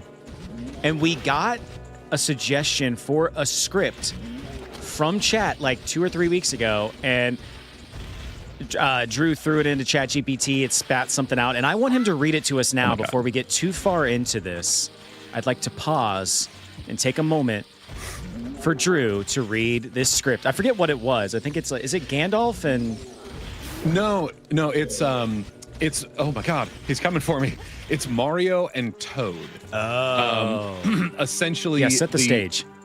Yeah, so the story behind it is that Toad has to break some bad news to Mario regarding Yoshi, and it sort of plays out Mario's reaction.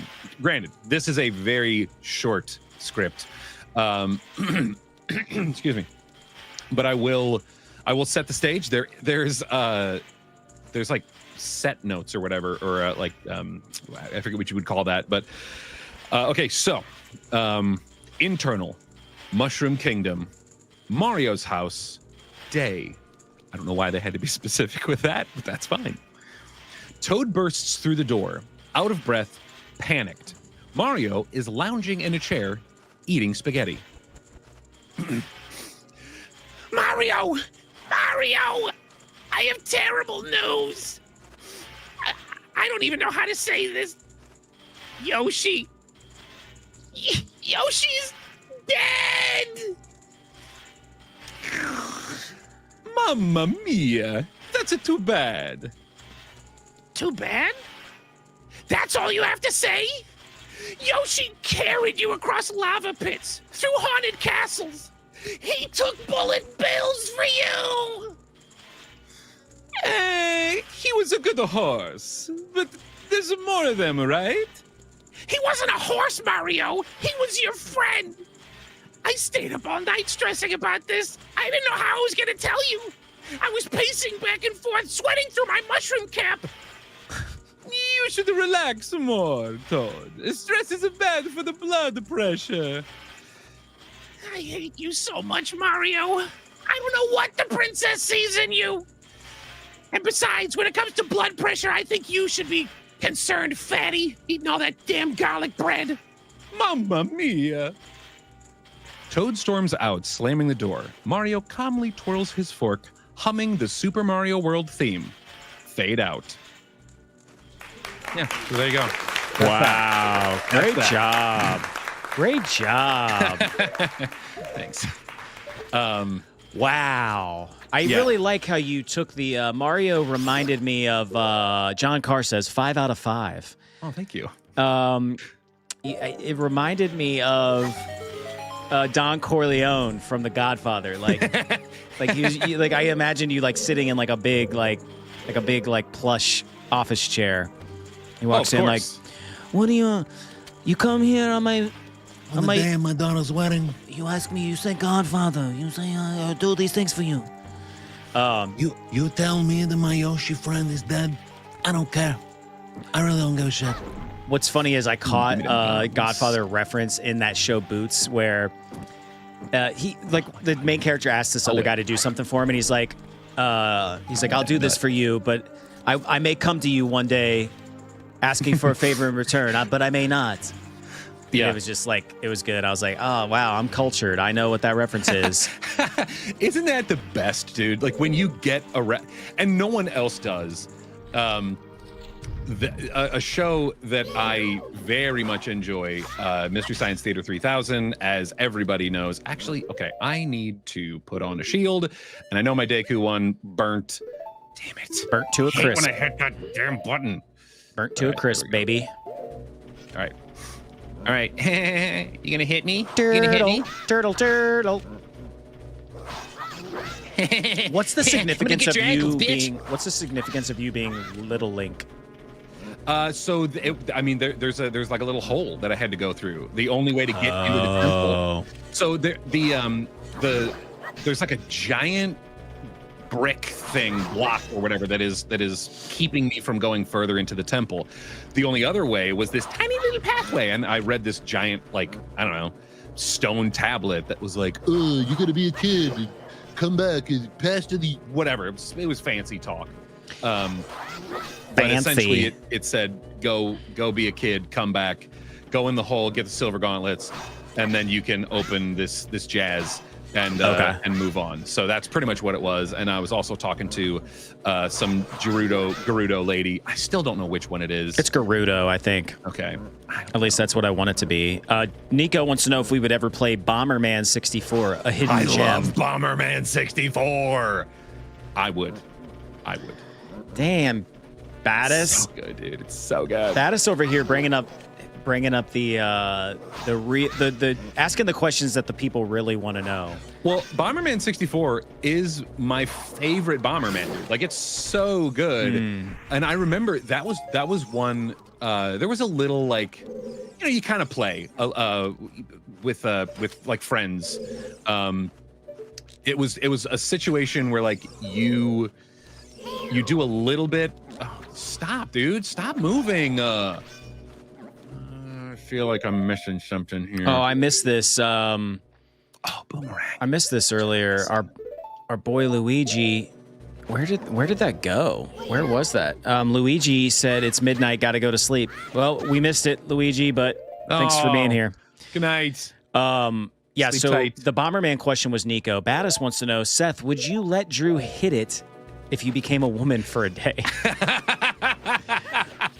I reluctantly read that out loud, but I don't know. You know, it's tough to say. I mean, I am smitten with him, so probably, yeah, I think so. But I think if that happened, I would be. It's for the homies, dude. You know what I mean? Not just the homies. I think I would be going, but I'd probably go buck wild. You know, I mean, yeah, for dude. one day. Yeah, it's one day. What am I? You gotta go wild if given such a chance. There it is. Nico says it's definitely one of the most unique Bombermans. My favorite N64 game, probably because I didn't need a guide to play it, unlike the Zeldas from N64. Yeah. No, I completely agree. It was just, damn it, dude. That it was looks just like you had it. fun. I know. Me too.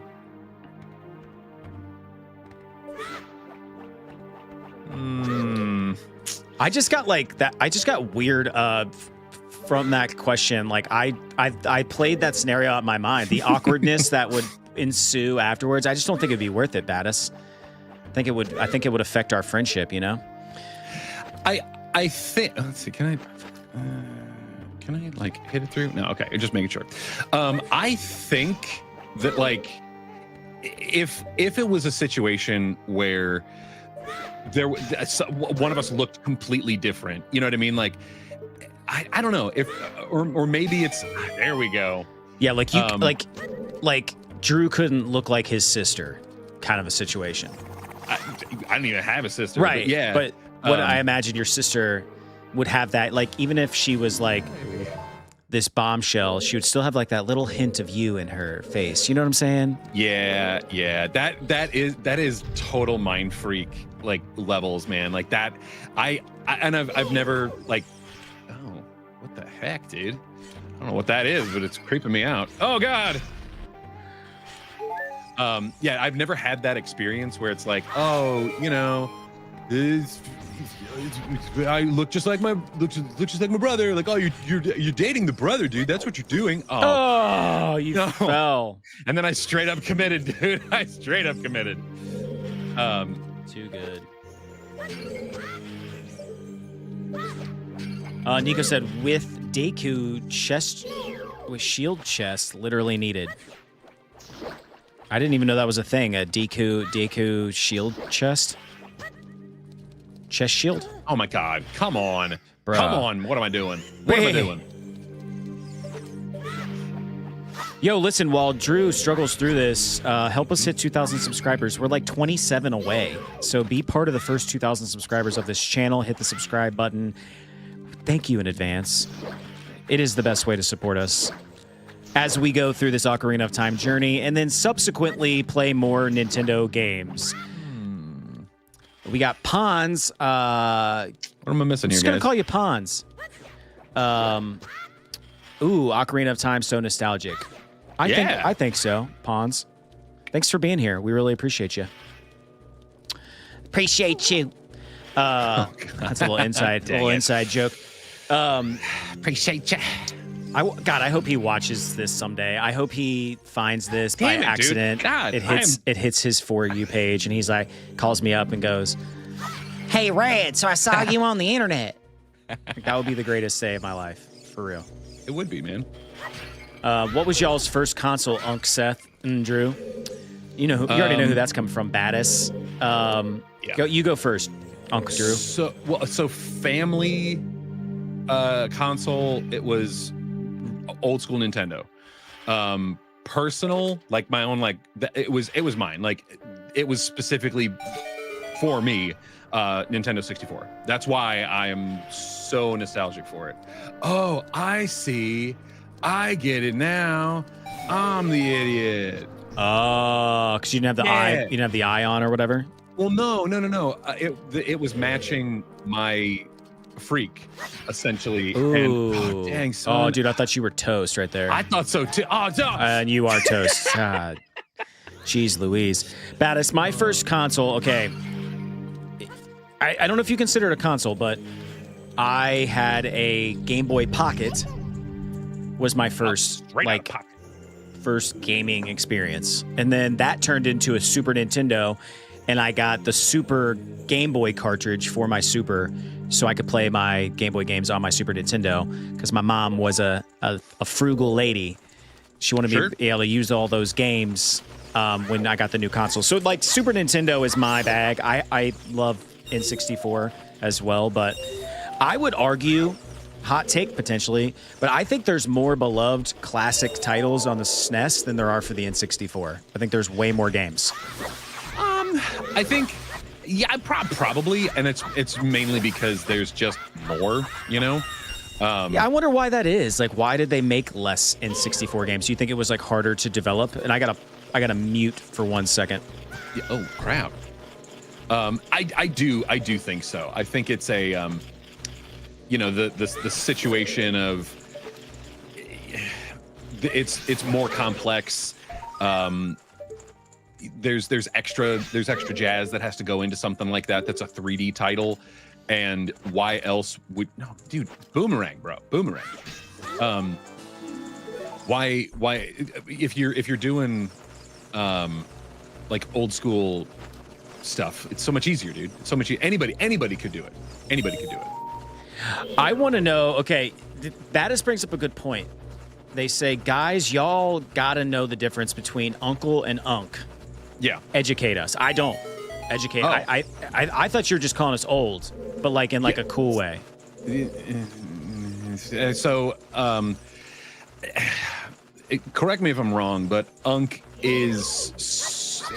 I don't want to say it's a derogatory term because that's kind of what I took it as. But it was funny. anything can be taken anyway. But yeah, unk is very much like you're old, you're trying to be hip. That kind of vibe. I took it more as like you were calling us boomers, but in the nicest way possible. But it's like the new form. Yeah, kinda. And I don't know how to take this response, Battis. It said simple. Unk is disrespectful, and uncle I use for cool older people. So this whole time you've been disrespecting us while simultaneously talking with us? That's all right, man. I know that I'm, out of my prime and out of my depth, especially being on the internet, But the thing is, thankfully, I'm playing a game that is also, you could classify it as unk status. And you know what? And that's why we don't play newer games because... Oh, you called us uncles. You're right. I thought... But you've been using both, so there have been others that have been using both. So and again, a lot of these words mean different things to different people. I took no disrespect though at all in good fun. I mean, like the term weeb and otaku have derogatory connotations to them, but I wear them as a badge of pride. I thought I forgot. Well, John says back to any SNES before I lose this really quick. John says having both, I think the SNES is also more loved than the NES, and I would agree with that as well. Yeah. Oh, absolutely. Oh, see, okay, that's the difference. I want to clarify because Drew's not reading the chat. I'm reading it aloud to him. Bada said I used unk at first, but you turned out to be nice people. See, that's cool. We appreciate you, Battis, and you've brought a lot of fun to the chat this morning. Seth got to get new glasses. All right. Okay. What do you suggest, Battis? They are giving Dahmer vibes, if I'm being honest. Dude, I mean, listen, we gotta stand out somehow. I mean, I don't know. Like, yeah, it's not as prominent now because I'm kind of growing it out. I was going a little mustache Mario there for a second. I was trying that out. Sure. Honestly, I was thinking about getting new glasses, not because you said so, Battis, but I was gonna get bigger glasses. Like I want large. I want those like you saw a picture of your dad in the '80s vibe. Oh, man, that's what I was gonna try to go for with the next set. Yeah, I mean, I think that I think they'd be all right, man. There is a fine line, though. There's a fine line between, like, something that's been thrifted that's actually, like, really cool looking, really good looking, and just you're trying too hard. And it's, like, been recreated from the thrifted dude. item. Like, if you're getting that crap at, like, Target, like, get the F out of here with that nonsense. But if you're, like, snagging it at a, I don't know, like a freaking... I don't even know what I'm trying to say. Like a thrift store or something, which why would you get glasses at a thrift store? Ew, dude, there's ear cheese on them things. Nah, man, they wipe them down good, not. What do you mean by that, Battis? I need new lenses. Are you getting a glare? Is that what you mean by that? Yeah, maybe. I mean, I'm aware of that. We're a low budget operation here at NLN. This is true.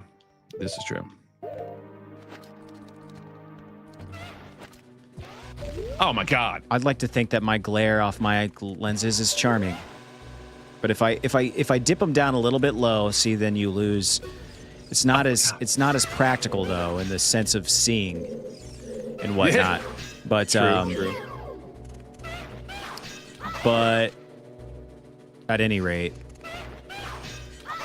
All right, so talk me through the rest of this game, Drew. You have this temple, and then you beat it, and then we're right to Ganon or Ganondorf. Yeah, pretty much. It's you head back to the castle, and things ensue, and pretty sure that's the long and the short of it. I guarantee there's like a fetch quest that's partially involved because that's always how these things go, Yeah. Are you trying to hit that crack? Yeah, but trying to put it in the crack. Do is like wait till this thing is like flashing, and then there we go. Nice. Yeah, one of the things that you get from this temple is the mirror shield, and you get to bend light. Which is cool. You know, it's good. Yeah, it's good times, man. It's good times. That is good times. Okay, I want to do another segment. Still don't know what your beef is with my lenses. I'll wait for your response, Battis. But while we are waiting, we're going to do another segment. But I have to prepare for this one, so just give me 1 second, Drew. Be prepared. Oh. Oh my God, dude. That is amazing. This is the Conspiracy Corner part of the show where we talk about all the crazy conspiracies that the internet can give us. Welcome to TPM Vids, where we talk about all things Disney. That's just what you made me think of, dude. I love TPM Vids, man. I love it so much. All right. Rewind before we get into the conspiracies. Battis says, in my opinion, an unk is like a 30-plus-year-old guy who says that if you weren't alive when X game was released, you don't have the right to an opinion on this game. Now, listen. Hell no. That's definitely not us. I hope we weren't given that vibe. No. Absolutely. I think I honestly play more new games in my private life than I do retro games, if I'm being honest. But it's actually the opposite for us, I think. I think we think we're too old to give real opinions of new games. At least we were alive when these came out and, like, played them and cherished them. And that's true. It's about nostalgia, too. Like, we feel a certain way towards these games. Yeah. Okay, so I did come prepared today, which is new for me. So I want to talk about chemtrails, Drew. Okay. Also known as SLAP, Secret Large-Scale Atmospheric Program.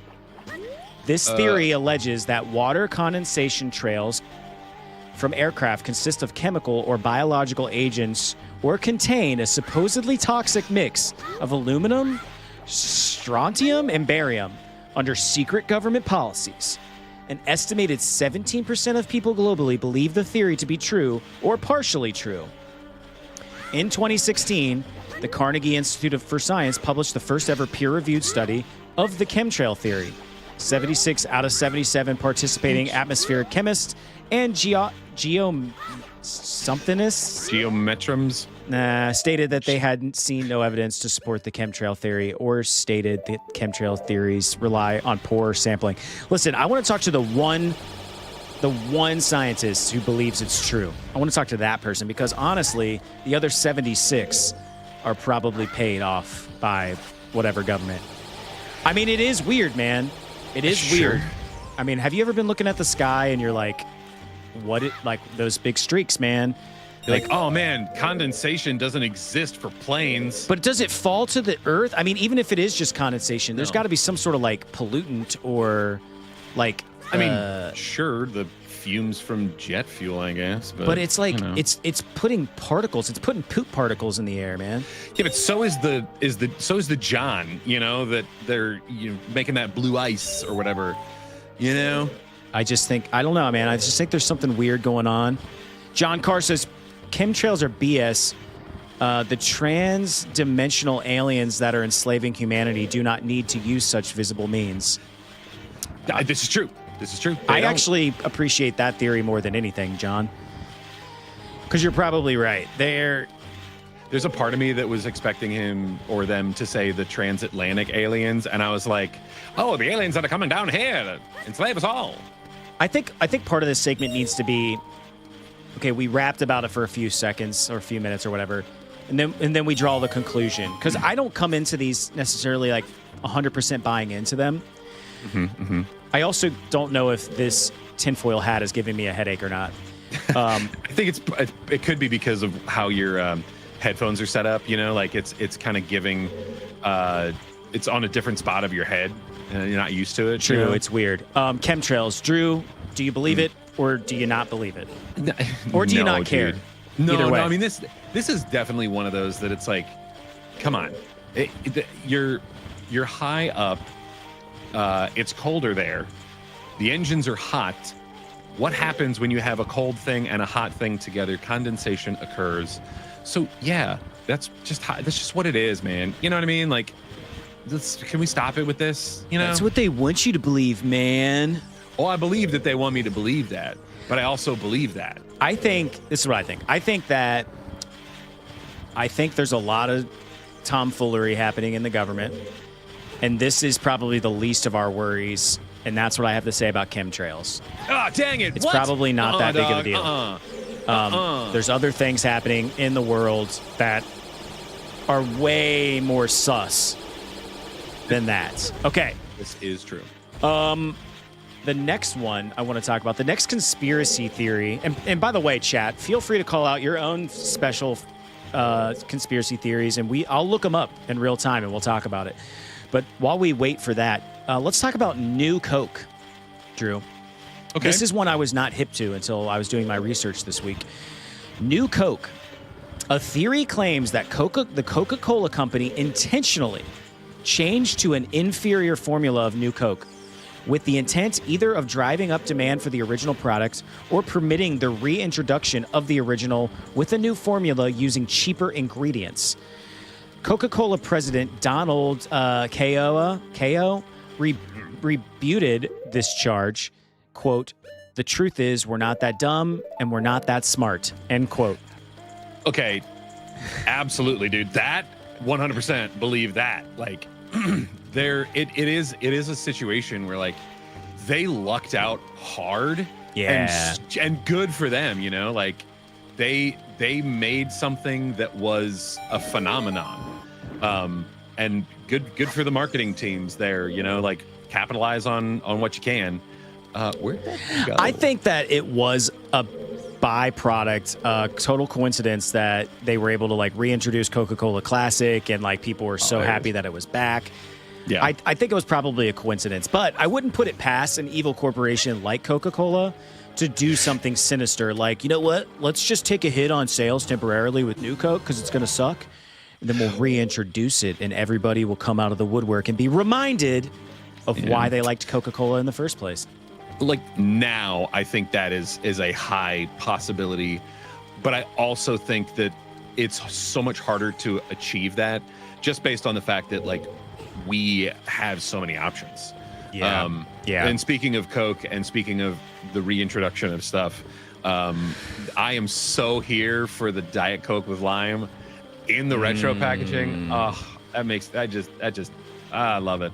What do you think of Ben Stiller having his own soda pop company now? That weirds me out, and it also, I'm just like, so movies aren't good enough for you anymore? You know what I mean? Like, it's really weird. Don't you have enough, bro? If it's good, that's a completely different story. If it's really good, then I'm here for it. I don't know, man. But I just don't know if it's going to be good. I don't even know who's going to try it, if I'm being honest. I guess enough people, but I don't know. I don't care about soda enough for that, but I thought that New Coke conspiracy theory was very interesting. Yeah, no, I get it, man. And of course, we don't have any. I can't believe the chat doesn't have any conspiracy theories that they want me to analyze for them, but I'm waiting. I'm still waiting. Another really good. There's obviously a lot of really controversial ones that I'm literally steering like miles clear of because I don't. That's not what this channel is about. But there's some fun ones, and one that I think is on brand. Before we ultimately talk about aliens, is I just gotta find it super deep in the conspiracy theory Wikipedia. Where the F is it, dude? I'm getting like... Oh, here it is. The dead internet theory. Are you familiar with this, Drew? Maybe? The dead internet theory is the belief that the modern internet is almost entirely populated by bots and procedurally generated content. Yeah. And okay. I'm a believer in this. Like, it makes a lot of sense. So to give it a little bit more context while you fight this guy, because I know you're in the zone. The dead internet theory is a conspiracy theory which asserts that around 2016, the internet has consisted mainly of bot activity and automatically generated content manipulated by algorithmic curation as part of a coordinated and international effort to control the population and minimize organic human activity. Social bots have created intentionally to help manipulate algorithms and boost search results in order to manipulate consumers, etc., etc., etc. But yeah, go ahead and share it, Battis. I will make that judgment. Battis said I could share a conspiracy theory with you, but I think it's kind of political. I'll make that judgment call. John Carr says, "What about?" Or like, let's talk about the dead internet theory actually before we get into the chat. What do you think about that, Drew? The dead internet theory. Oh crap! Because you were very much alive in 2016 and before that. Yeah, I remember when the internet was like a cesspool of like just faces of death and all kinds of other like just trash. E-bombs world, etc. Yeah, dude, I do remember that. And I don't know, man. I mean, I think that the unfortunate thing about the internet is that there is some like control that is like, okay, so kind of the AI situation. I'll use that as a comparison. Eventually, damn son. Eventually, AI will just be learning from itself, which means that it's going to be pumping out actual crap. Like it's getting better now. Like a couple years ago, it was crap. Will Smith eating spaghetti was just weird looking. Now it actually looks like Will Smith eating spaghetti. Right. Right. Eventually, we'll get back to the older way of things because it'll be learning from itself. And when you make a copy of a copy, it's not as sharp as the original. Yeah. Oh, crap, yeah, dude. That's a good theory. Maybe AI will eat itself instead of eating the human race. And that's optimistic, man. That's optimistic. No, I think so. That is my that is my for real hope though. Like seriously, oh my God, dude. Wow, dude. He is on me, dude. He's powerful, bro. This dude is ready to murder a child. Like, what is wrong with you? I always forget you have these fairies. Yeah. Yeah, I think this is real. I actually do. I actually agree with the dead internet theory. I think most of what we see is bot. Damn, dude, already again. I want to see what the experts say because Wikipedia breaks this down pretty good. Expert view: Carolina Busta, founder of the media platform New Models, was quoted in 21 The Atlantic calling much of the dead internet theory a paranoid fantasy. Even if there are legitimate criticisms involving bot traffic and the integrity of the internet, but she says she does agree with the overarching idea. Robert Mariani called the theory a mix between a genuine conspiracy theory and a creep. I don't even want to say that word in case it's like derogatory or bad or something. In 24, dead internet theory was sometimes used to refer to the observable increase in the content generated via large language models such as ChatGPT appearing in popular internet spaces without mention of the full theory. I don't know, man. There's some evidence here. Again, I'm not exactly ready to die on this hill, but it's interesting to think about, and I think should be taken into consideration when reading things, especially news and things like that. All right, hang on.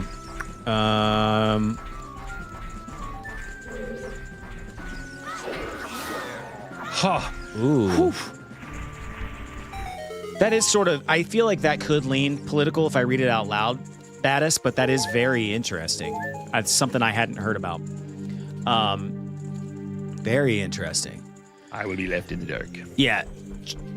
Drew will never know. John Carr, what about the death and resurrection of the McRib? Is that I'm gonna bite on this one.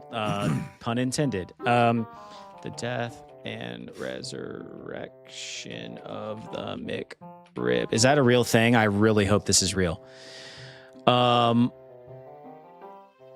Okay, here we go. Just a quick speaking of AI, the AI overview of me typing that in.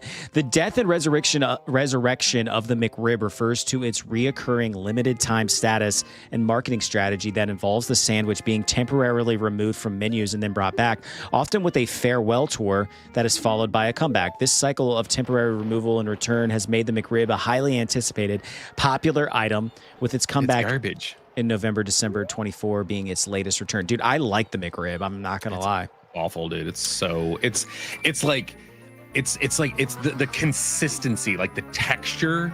It's rubbery. It's paste and rubber. It's so weird, dude. It's like it's so gross. And this is going to be some controversial, like, mic drop moment. McDonald's barbecue sauce is the worst barbecue sauce on the planet. It's disgusting. It's awful. Disgusting. We won't get into that. Battis says, what about the death and resurrection of Jesus? Yeah. Is Jesus the McRib? Inquiring minds want to know. Yeah. I like I don't know, though. I buy into the hype, though. What I like about the McRib is not even necessarily, I guess, and you could argue you could put this on any sandwich. I like the raw onion. I like raw onion on that sandwich. Yeah, no, I get that. I mean, there's raw Pickles onion on and raw onion. The quarter pounder. True. I like grilled onions as well, but I think I like raw onions more. I'm looking at a McRib right now, and I'm salivating just looking at it. Granted, I am hungry, which is odd. I did not eat a lot yesterday, so that's probably why. But yeah, dude. Ew. I want to find one more good conspiracy. See, because I prepared 3. There's a sports one. It's not going to resonate with Drew and I that much. That even less so than Drew. I thought this was an interesting one too. I read this yesterday. It didn't make my initial list, but as I look back on it, I think it's kind of interesting. So if you're just joining us, and whoever just subbed, we really appreciate it. We're talking about conspiracy theories here, and we've already gone over several ones that I thought were interesting. Kind of wrapping up this segment. This one's called False History. Some theories claim that the dates of historical events have been deliberately distorted. These include the phantom time hypothesis of German conspiracy theorist Herbert Schmerbert. Yep, Herbert Schmerbert, who in 1991 published an allegation that 297 years had been added to the calendar to establishment figures in order to position themselves at the millennium. A comparable theory, new chronology, is associated with this dude who holds that history is many centuries shorter than widely believed. Numerous historical documents have been fabricated and legitimate documents destroyed, all for political ends. See, this is something I can believe. I've thought about history a lot as I've gotten older, and I've had like yearnings to start, getting into your World War II phase. Yeah, and like putting boats in a bottle and stuff. Dude, I mean, how easy would it be for them to just tell us stuff that happened historically, but there's just like fake? It's just like, I can't, I'm not going to go read the Dead Sea Scrolls. You know what I mean? Like, true. I'm not going to verify these things are real. I don't even know. I'm not going to go to a museum. Odds are I'm not going to see those in a museum. I'm not going to go to a museum. Full stop. Yeah. No, I actually, joke's on you, bro. I have a museum pass. Haha. That's because you got children. But yeah, it's really for the children's museum. You take your kids to the museum, right? You don't just go yourself. Oh yeah, but I would like to just go myself one time, like just date night with the wife. Like, hey, you want to go like to the museum and see the train exhibit? Hopefully, it gives you an idea. It's Saturday night. They serve booze there. I don't actually know if they do. I assume they do though, because grocery stores have beer now. So, yeah, man. I don't know. What do you think, Drew, about that conspiracy theory? Do you think like history's been altered, or should we believe everything at face value? I mean, I think that given the core of what history is, which is things happen and then we write it down, of course it's been altered. Nothing we can fully trust, because history is recorded by the people that win. Ooh. And they are going to have a very different perspective than the people that lost. Very true. Norm Macdonald had a great bit about that, about history being written by the winners. And it is interesting. It's, you know, I try not to put too much thought into these things, because if I did, Battis said, "Oh, y'all have wives. That's why you couldn't answer one of my questions." I thought I answered all your questions, Battis. No! But maybe I did ignore some of them. I don't know. But yeah, wifey gets it though, you know. Oh, get him. That's all I have for you. Have any conspiracy theories you want me to research really quick, Drew? You're not much of a conspiracy theorist, but Really, man. I mean, it's just, I appreciate the thought. I appreciate the idea that, like, yeah, man, like, question everything. You know, I dig that. I don't care. You know what I mean? I don't have enough F's to give. You know? yeah, that's fair, man. It reminds me of that song from Zootopia from Gazelle. Try everything. Oh, oh, oh, oh, oh. Try everything. I No, don't think that's quite the melody, but yeah. it's Try Everything by Gazelle. There you go. Try everything. Yep. It's a good no, movie, dude. no. I I answered. I said it was Zelda, not Midna. Because I'm Oh, not. and If you recall, Battis, it's because I'm not that nostalgic for Twilight Princess, whereas I've played tons of other Zelda games, and Zelda was in all of them. So, yeah, and I was crushing hard on Zelda back in the day. And I mean, I love me some Midna. Love me some Midna. But the cakes on Breath of the Wild Zelda. Let's get out of this. Let me get out of this costume, if you will. Sure. Yeah, no, I get that. Thanks, Battis. All right. Now let's crap. One more. There we go. All right. I still need 2 sculptures. A down. A. All right, let's do something new. Let's do a fan favorite. Drew, we're gonna play One Gotta Go. Okay.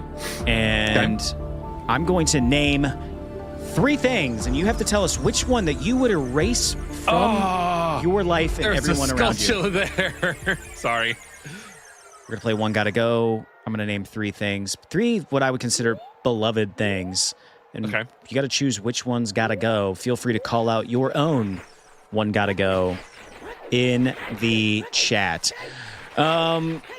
Okay, let's talk about horror icons. Freddy, Jason, or Michael Myers. One gotta go, Drew. Freddy, This is tough. Jason, or Michael Myers. One gotta go. You know, I love Freddy. It's such a good character, and I like the guy too. He's a good dude. Oh crap! Damn it. I like the guy. I forget his I like name. him. Yeah, but he's done other stuff, and he's always down to like kind of riff on himself as that character. So I'm always here for it, you know. So it's between Jason and Michael Myers. I like Jason more, man. I'm not a Mike Myers fan. I mean, I am, but when he's in Austin Powers, you know, like that's my Mike Myers, you know. Wow. Did I get another heart? Did I just get another heart? Oh my god, I just got another heart. I would choose. I would probably choose Jason, to be honest, because I want to like Freddy. I think I've seen Nightmare on Elm Street less than the other 2 properties, but I like it a lot in theory. For me, Dude, Johnny Depp getting sucked into a bed, like that's cool, man. Yeah. That's some cool stuff, bro. Yeah, Michael Myers, for me, I just love, like, dude, the OG Halloween music is really good. Like, it's simple. It's got some synthesizer in there. I like it, dude. I like it a lot. I'm not going to backpedal, but I did forget about the fact that like Jason's not in the first movie. Like it's not him. It's Yeah. Mrs. Voorhees. That's the killer. So like, at least Mike Myers is consistent. You know. Well, yeah, and he's actually, I mean, he's in the second one, but he wears like a burlap sack. He doesn't have like he doesn't have the icon. Yeah. Yeah. And so, yeah, those movies are less nostalgic for me. Pause this for a second because Baddest210 wants to know, Drew, I see you like Fallout. Have you played all of them? Okay, I have played 1, 3, 4, and only a little bit of New Vegas. My plan was actually to I'm running out of time. I was going to play New Vegas before the show came out. I still plan on doing that. The only one that I haven't played is 2. And that is lack of trying, because 1 was really difficult and it was very hard to operate. I was also playing it on the Steam Deck because I don't have a PC, and that's really the only way I could play it. So it was hard to like map my way through the world. It's hard to get it. That's a weird, on that small screen, that's a hard game to play, I feel like, on the Steam Deck. Yeah, those top-down, dude. tiny little figure type games, like old WoW and stuff like that. Yeah, exactly. Hang on one second. Damn it, dude. What's he doing? What's he doing over there? Okay, so of course, I picked the one moment where I'm gonna get my Achilles tendon sliced, and I didn't even need to take him out. Dude, I'm maybe I did. Baddest says, hang on one second. What is up with you, dude? Are you like having a coughing fit? No, setting up the Switch for my youngest. He's playing a little Go-Go Pikachu on the Switch, and he needed me to set it up. Let's go, Pikachu. Wow, John Carr says, why am I not getting the Fallout New Vegas, then Fallout 1, then Fallout 2, then Fallout 4, potentially poisoned by nostalgia. So are you saying that your favorite is New Vegas, followed by 1, followed by 2, followed by 4? Or no? Yeah, I think that's what you're saying, right, John? Jahan. I mean, I recently played 1, and that's why it's not hitting those vibes for me. Am I missing something here? Like this is, or did I play the wrong song? Yeah, I sure played the wrong friggin' song. Isn't that a Epona song? Yeah, it sure is. I was gonna say. I'm an idiot. At one point I was like, I should print out like the sheets for all of these so that I know what I'm supposed to do. Yeah, I never did. Here's my confession. Oop, crap. I gave Drew an opportunity to sing. This is my confessions. Yeah, but you did it at the moment when I'm like trying to remember. I wanted you to play sequence. Confessions on the Ocarina. My confession is the only Fallout game I've ever played is 4. Yep. That's it. That's the only one. That's the only one I've played.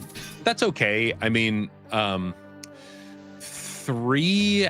I would love to see a remaster of 3. 3's pretty fun. My problem with New Vegas is when it came out, there was other things going on in my life, and so I only played it for a little bit, and I missed out, dude. You know? Did Bethesda do 3? Yes. Baddest says, as they say, Fallout 4 is a good game, just not a good Fallout game. Yeah, it is. God, what is it? It's Skyrim, but Fallout skinned. Yeah. And I'm kind of here for that. You know, I like that. I like Skyrim. I love Skyrim, but we don't have to get into that. Somebody said on one of these streams that like If you have to mod a game for it to be playable, it's not a good game. And that was their response to Skyrim. It's kind of funny. Oh God. Yeah, I mean, I get that. I think I agree with that statement for sure. But you know, it's still a good game without modding it. You know. Yeah. Speaking of games, hang on. So tell Drew about what is that? What are you talking about? Underrail? Undertale? Maybe. Battis? Explain yourself. Speaking of games, we're playing One Gotta Go. The first one was Freddy, Jason, and Michael Myers. Drew chose Michael Myers. I chose Jason to go away forever if we had to. If a gun was to our head and we had to make that decision, that's the decision that we would make. Moving on to something else here. Man, some of these are really lame. Musical decades, Drew. 70s, 80s, or 90s? Musically. 70s. Yeah. I mean, that's nostalgia only, you know. Underrail was hard as nails. Are you just trying to get me to read stuff? Or is that like a Fallout character that I'm not hip to? Yeah, the 70s would be the least nostalgic for me, so I would also choose the 70s in terms of if Drew liked Fallout 1, he should play this indie C RPG called Underrail. Okay. Wait. I think someone suggested that previously. Yeah, I wrote it down. And of course. I'm looking at it myself right now, but it's much better and more modernized. Got it. Okay, that's cool. I like that. More friggin' frockins, dude. Yeah, moving right along here. Man, some of these we've done, and that's what sucks about. I already know the answer to this. Coffee, energy drinks, or soda. One gotta go. Coffee, energy drinks, or soda, Drew. Soda. Not what I thought you would say. I thought you would say coffee. Well, okay. I love coffee. And coffee for me is a winter thing, so I'm getting into my coffee era. I got like a Chemex. I got all kinds of stuff, man. I love it. I really enjoy it. I don't drink it as much during the summer because I'm not a huge cold brew guy. I like it, but I'm not. If I'm going to drink something cold, I want bubbles. So that's where I go energy drink. You have a Chemex? Yeah, is that just a drip? Is that a drip coffee maker? It's a carafe with like a little wooden handle thing around it where you put like little paper filters in top. You do the pour over with the gooseneck. Thingamajig. Wow, that looks fun. Right A down. That looks real fun. Drew's got all the goodies and gadgets. You forget that I was a barista. And not at like a Starbucks. I was a barista at a legit coffee roaster, and I roasted coffee. And I also worked at another one when I was in college. That was less important. But yeah, dude, my caffeine addiction started when I was in high school working at that coffee roaster, because I would go through like an air pot of coffee a day, which is like a gallon and a half of coffee. That's bad. Yeah, that is bad. Good. Baddis, giving you a compliment, Drew. Drew, didn't someone call you a neckbeard? And you don't look like one at all, so I don't know why someone would say that. That's nice of you to say, Baddis. I honestly, that like, and you know, you get thick skin when you do, you know, social media and stuff. But that was one that I'm like, it kind of stings a little bit, you know, like it's because okay, I don't think so. You know, every once in a while, you get somebody in here that's like actually hateful. They're just poking to poke. But even that person, I don't think was the most hateful. We've had some. Yeah, we've had to ban people, which is fun. KYS people in here. It's like, no thanks. One gotta go, Drew. Ketchup? No, I'm not including ketchup because I already know what you're gonna say. All right, one gotta go. Mustard, barbecue, or ranch? Barbecue. Oh wait, yeah, no, barbecue. I'm gonna have to agree. I'm gonna have to agree with you on that one.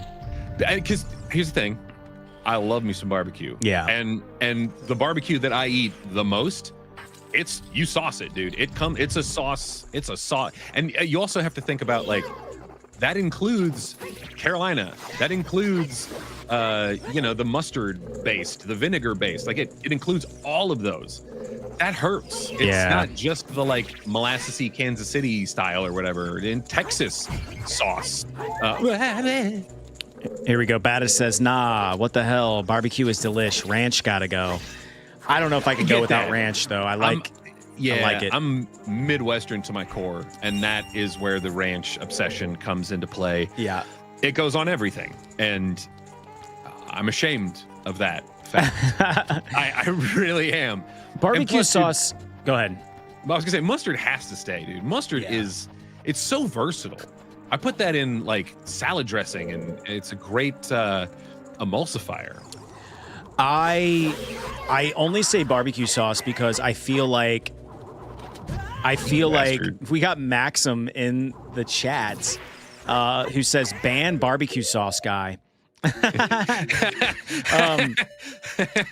But barbecue sauce, okay, barbecue sauce to me is like steak sauce, and follow me here. Steak sauce is good, but you don't need to put steak sauce on a good steak. And I think barbecue's the same way. Like, you don't have to sauce good barbecue.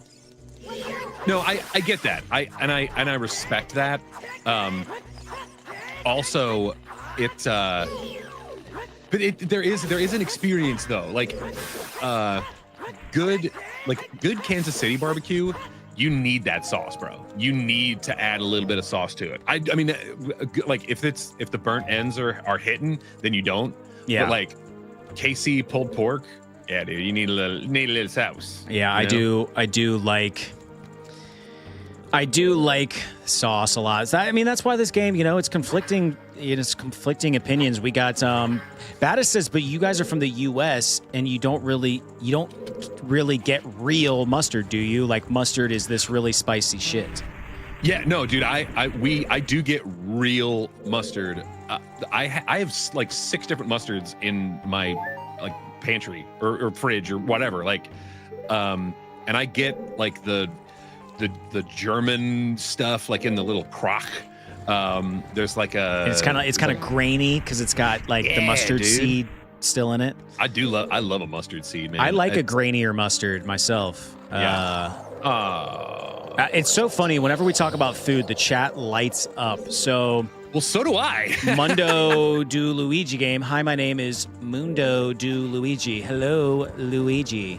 Battis says, and you get this yellow stuff with food dye, and it probably doesn't taste like anything like that. Yeah. So like the French's or the American mustard. Yeah. Like, I have that, but it is not my favorite mustard. It's good for like using to lather up stuff. That sounds a little weird. It's good for like a marinade. Yeah, you know what I mean? I Like, use it's it good. on pork butts to get like my rub to stick. Yes, It's a binding agent, if you will. John says, aren't there a few types of barbecue sauce? Are you talking about the tomato variety? In the sense of the game, one got to go. I'm talking all barbecue sauces. I'm talking they all got to go if that's what you choose. So yeah, I mean, it's the tomato variety. It's all. Grainier mustards aren't as spicy though. Yeah, you're right. That's true. Battis. But I do love like a horseradish mustard. I like a spicy brown. That's usually, if I'm going like a quick hot dog, spicy brown's usually my go-to. It's just so good, dude. Yeah, for sure. Anthony in the chat, welcome, Anthony. Might have the best comments of the day. They simply said, "I farted." Thank you.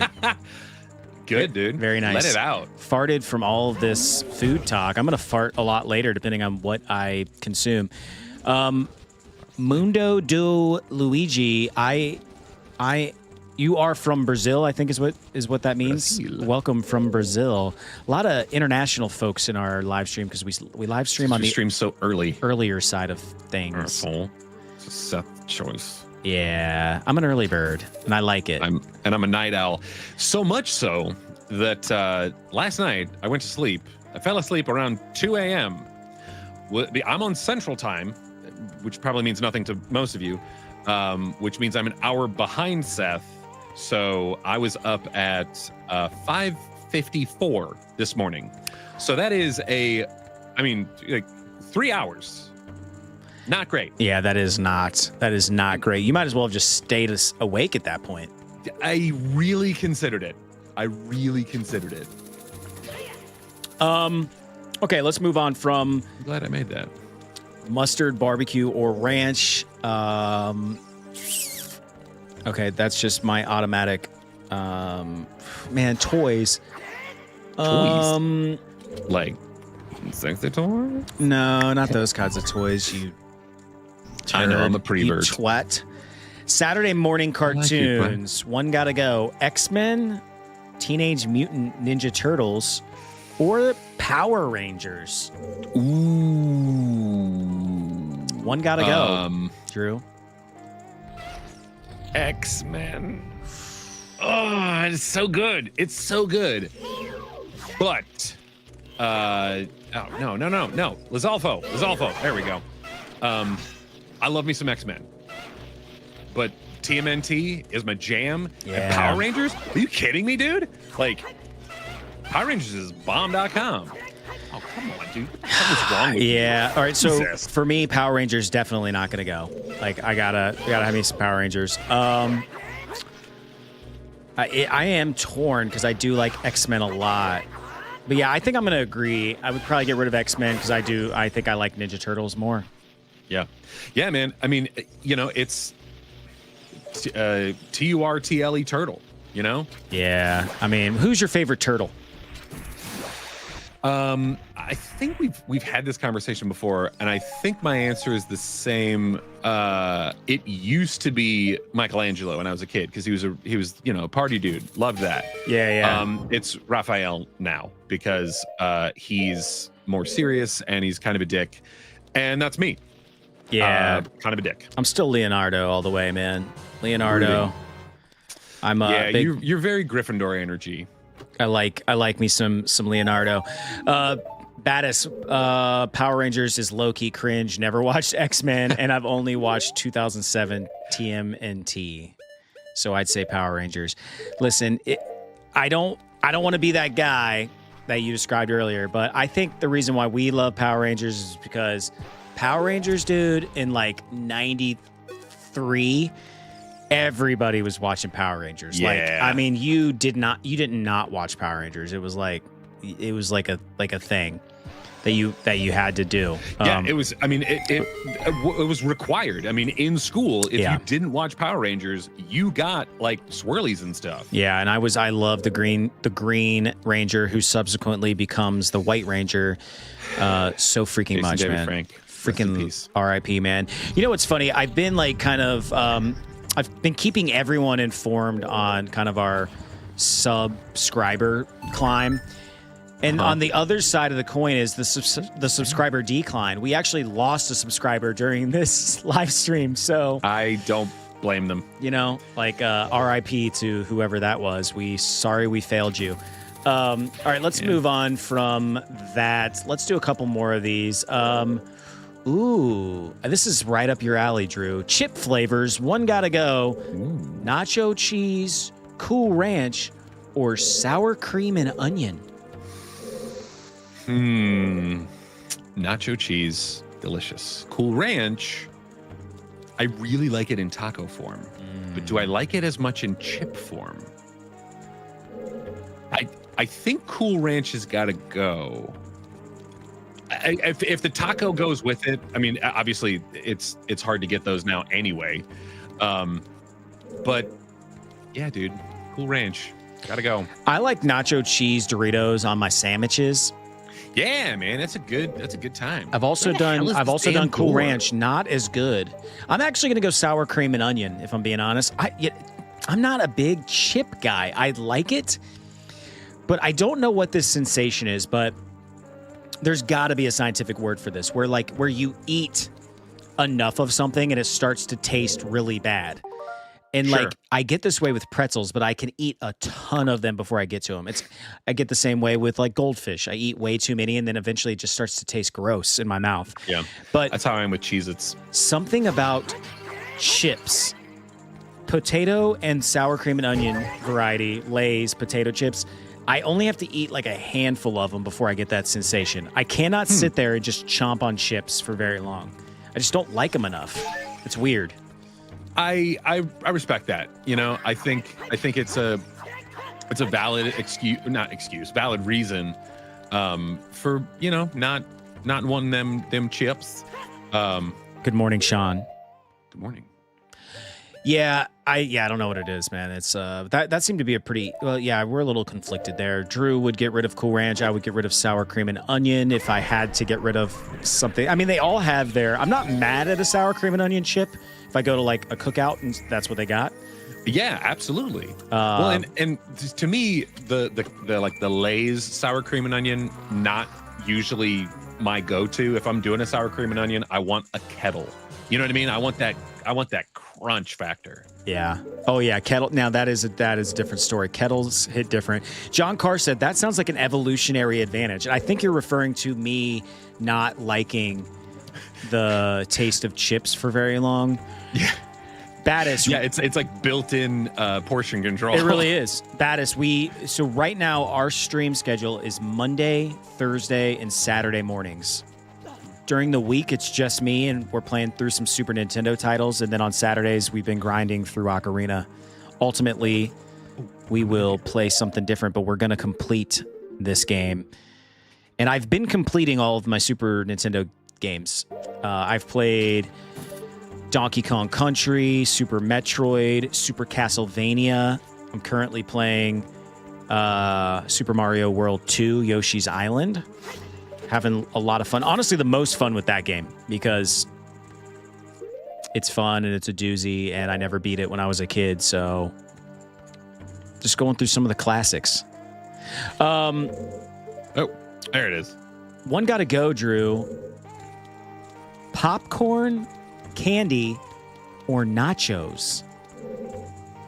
Oh man, okay. See, I just made nachos the other day, and dude, they slap hard, dude. They were so good, and like, because I had some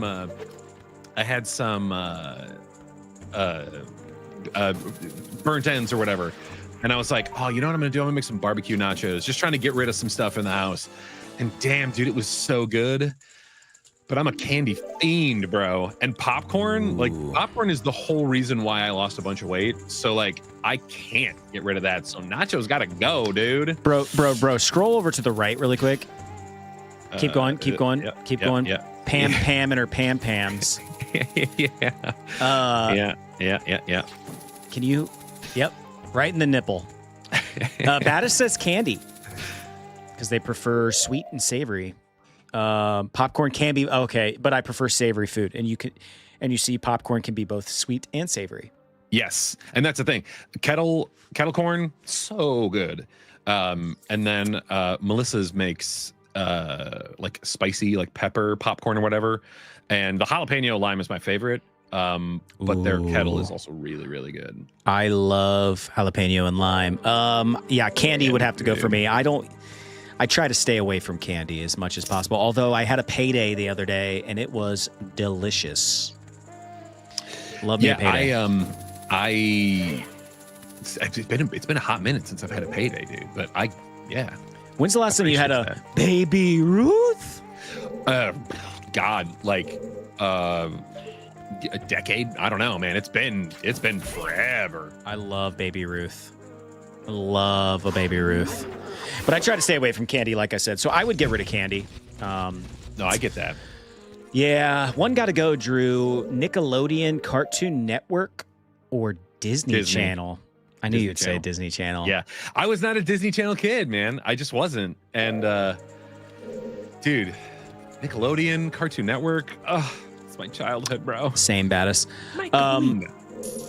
Yeah, I guess I would ixnay Disney Channel out of necessity, but I watched a ton of Disney Channel as a kid. Disney Channel.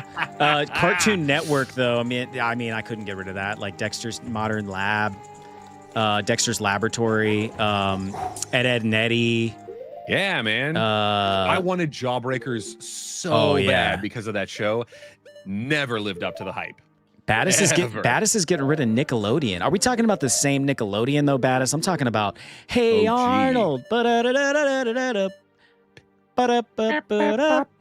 Talking about and like Doug. Rugrats and Rocco's Modern Life and Angry Beavers. Rocket Power. Rocket Power. Did you already say All Real Monsters? No, but All Real Monsters. Another goodie. All Real Monsters. Yeah, Nickelodeon's my Wild Thornberries, oh bro. my Nigel Thornberry. Nigel Thornberry. And the chick, I think, was Lacey Chavert, who was the original voice of Meg on Family Guy, and then left, I think, to do Wild Thornberries. That did not play out as well for her as it did for Mila Kunis, who is still raking in the bucks, being the voice of Meg, the whipping child on Family Guy. Yeah, 100%. Battis, I keep forgetting you're a young buck. Battis says, I'm 18 years old, so it's Loud House and shit for me. I get that, though. That's very different. That is very different. Yeah, Nickelodeon is not as good now. Cartoon Network, I mean, they've had some slips. Didn't they just shut down? Or is that a different network? Okay, no, yeah. Cartoon Network Animation Studios is completely gone. They're shutting down. MTV's getting shut down in Europe. They will no longer exist in music. Television is no more in Europe. Yeah. Sad, bro. One gotta go, Drew. Free time, money, or fame. That is ooh, dude. One gotta go, chat. Free time, money, or fame. One gotta go. So, I mean, you'd have to assume you're famous. You have to assume you know what that feels like. I don't, but I want to. I mean, in a certain regard, you know, like I'm not trying to be the next Brad Pitt or whatever. I'm just trying to be, you know, I'm just trying to be on that next level, you know. Battis said fame for sure. I don't know what I would choose. Well, okay. I would choose fame as well, actually, now that I think about it, because I would like free time and money sounds pretty good. If I had money, then I would get rid of fame. But if money, well, actually, dude, if money didn't exist, then, you know, like if money isn't a concept, then yeah, fame and free time would be great, because then you have something to do. And then you also have something to not do. Everything is in the pursuit of money. So that's the weird one in this whole thing. Like, if you're famous, you're going to get money. If you have free time, that's not in the pursuit of that. So it's a weird wrinkle, dude. Well, the wrinkle I'm going to throw out there is like, if you get rid of money, you're famous, but without money. You're one of those like washed up stars who like, you can't walk down the street with people like asking you for pictures and stuff. But you're not in your prime. You're not doing movies anymore or whatever, or your band broke up and you're like, you've tried to go on tour as a solo artist, but you suck. Like you need the band and they don't like you anymore. They refuse to tour with you. And but so your fame is worthless. It has no monetary value anymore. Let's pretend in this situation. But you got tons of free time as a result. So you can kind of do whatever you want, but without money. So a lot of it's at the library. Okay, that's fine. You know, that's fine. I guess. I do love the library. If I'm being for real. Damn son. But be a trick to this. But yeah, man. Okay, I'm gonna choose fame. It sounds like you chose fame. Let's wrap it up. I like to tell you when the last one is here. Ooh. 90s accessories. One gotta go. Tamagotchi, Pogs, Beanie Babies. I'll give you a fourth one. Or slap bracelets. One gotta go. This is our last one. I never really got into the slap bracelet thing. But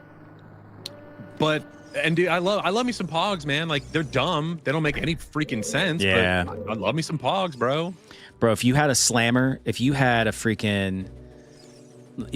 heavy ass slammer, you were winning all kinds of Pogs from your friends. That was the key, man. You had to have that weighted slammer.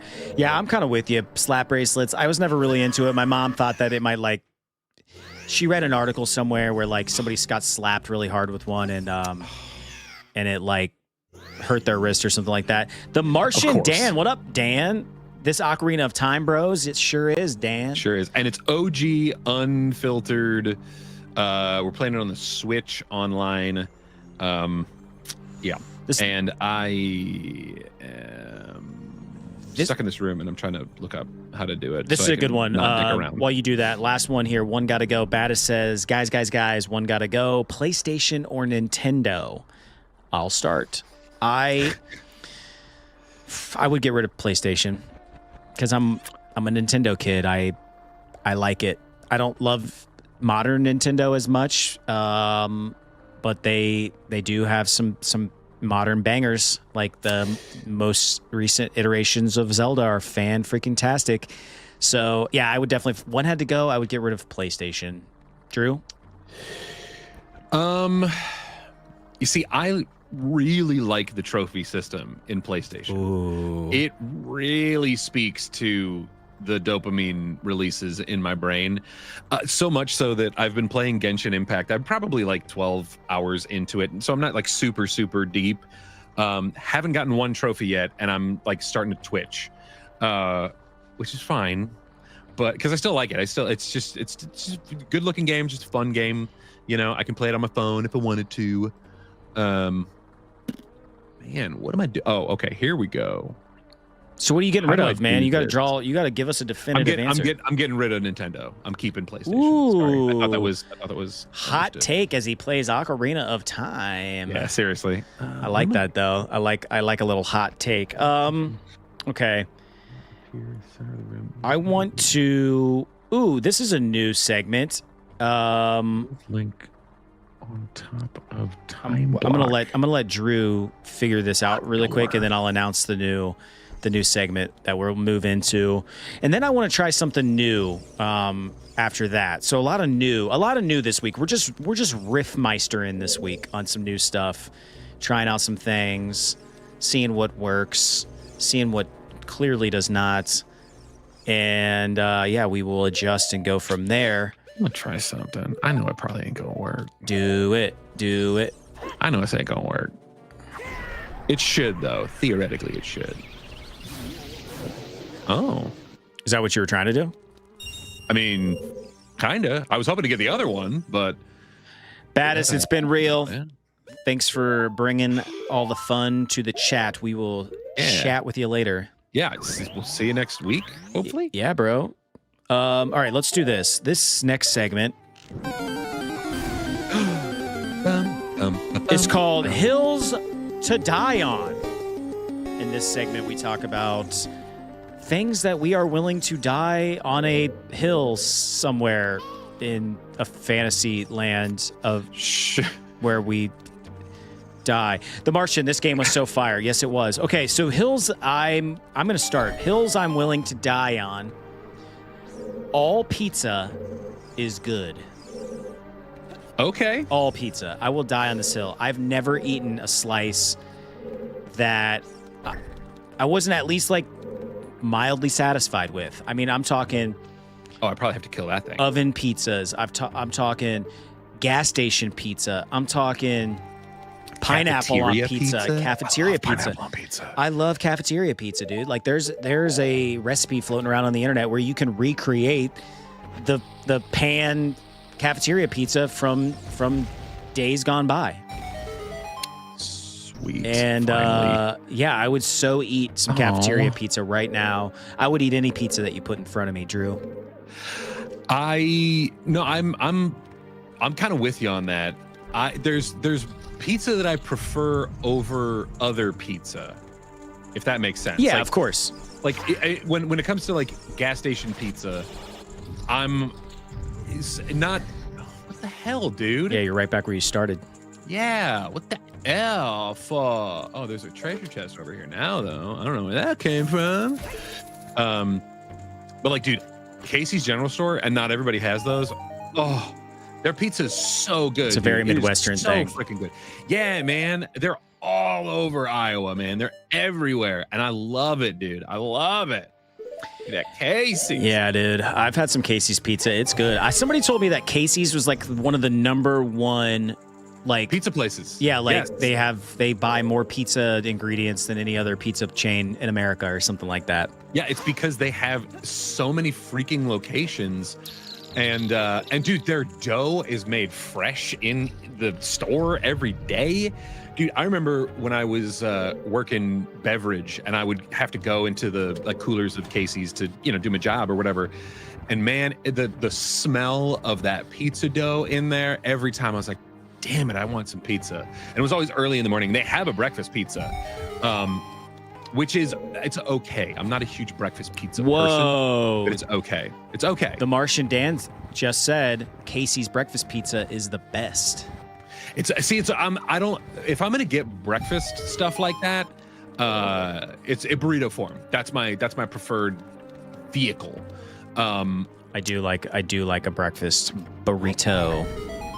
That said, I do love their taco pizza. That is my toxic trait. Oh my god. Yeah, I haven't had enough. I haven't had enough Casey's pizza, but did I say John Carr said Casey's is top tier? I think we got a consensus here that Casey's pizza is delicious. And my argument, the hill I'm willing to die on in this segment, is that all pizza's great. All pizza's good. I like pizza so much. I know it's just such a generic ass answer, but it's my favorite food. I love it. Sure.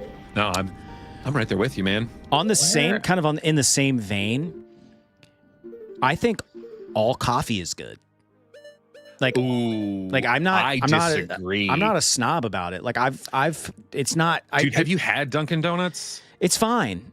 It's fine. If you brought me a Dunkin', I'd be like, hey, thanks for the free coffee. Like, I wouldn't be upset that you brought me Dunkin' versus Starbucks versus. But dude, I've had like really crappy coffee and been like fine with drinking it. It's just Dan, I've had instant coffee and I wasn't mad about it. You know, like it's just. Okay, dude, I actually did. I got paid to write a blog post for this coffee company, and they have an amazing instant coffee. So much so that like they gave me some for free, of course, but it was so good that I actually bought some outside of it. So good, such a good company, good values. I forget the name, but I'll post it in our Discord when I remember it because I have it in my pantry. So good though, dude. So good. Your pan in your pantry. Pantry. John said the Casey's near me serves pepperoni at 6 a.m. God bless them. Yes, dude. Yes. Dan the Martian, roll the pizza up, make it a burrito. Trust me, it's the most amazing breakfast. And if anything ever. The next time, well, and here's the other problem too. I don't have it as often because I am not a breakfast person. I eat my first meal earliest I eat a meal is at noon, and that's gone at that point. So for you, I will probably be around a Casey's this week. I will go in, get me some breakfast pizza, and make an assessment. Yeah, absolutely. Yeah. Bring that back to the next stream and let us know like what is your assessment. Trying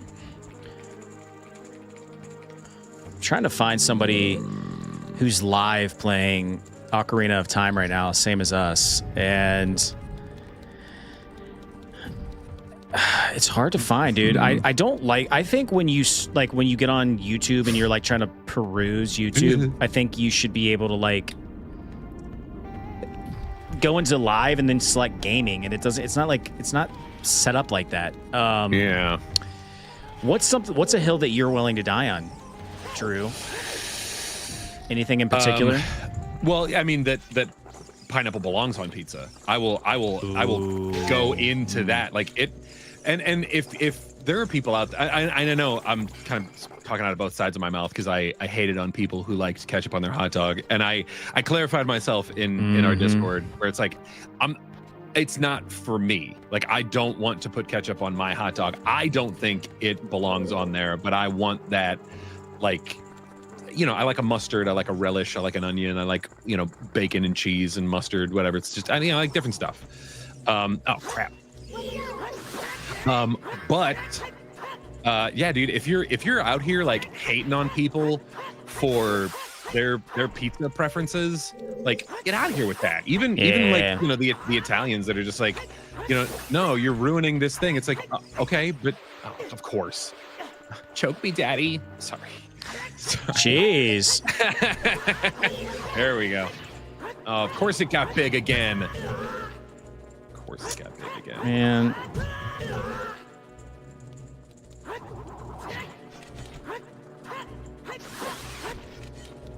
It got big again.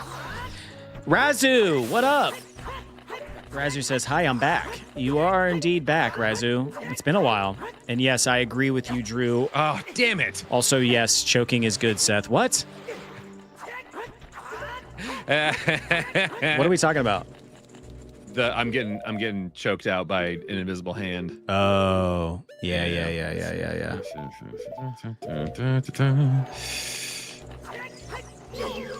Would you stop with the crotch now? Get out of here with that nonsense. Chicken Man says, what up? Are you still using your shield? Razu got a busy week. Got a busy week with exams. I feel that. It be busy out here. It do be busy. We missed you too, Razu. We missed you in the Discord, my dude. Yeah. I do apologize. I'm very intermittent in my popping ins, popping outs. It's just, sometimes it's just tough, man. It's tough to balance everything, especially while you're still trying to, make money moves and shit. Yeah. He's making money moves. Any other hills you're willing to die on? Chat, what are the hills you're willing to die on? Like, give us some subject matter here. Oh, here we go. What are you willing to, go to your death trying to defend,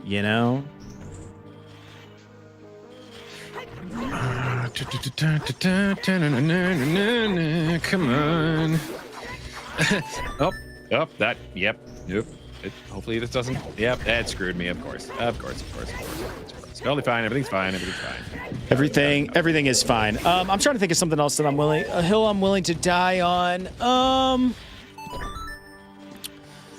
Dude, I'm getting to the point where I'm willing to die. I can't really make this claim, so this is kind of lame. This is kind of I might be reaching here, but okay. I did switch from iPhone to Android.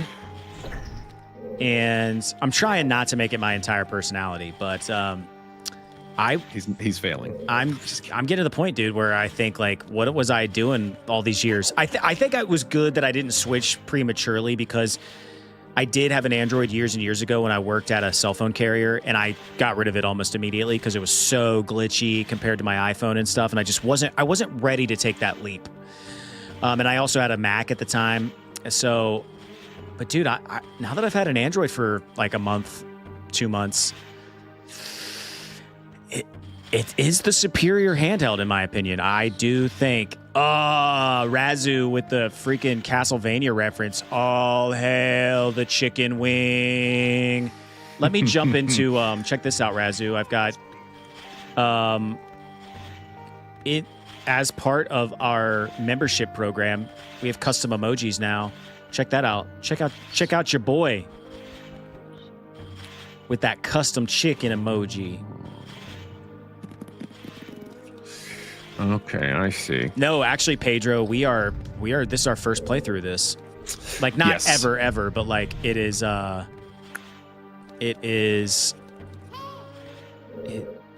sorry, I'm reading through the chats here.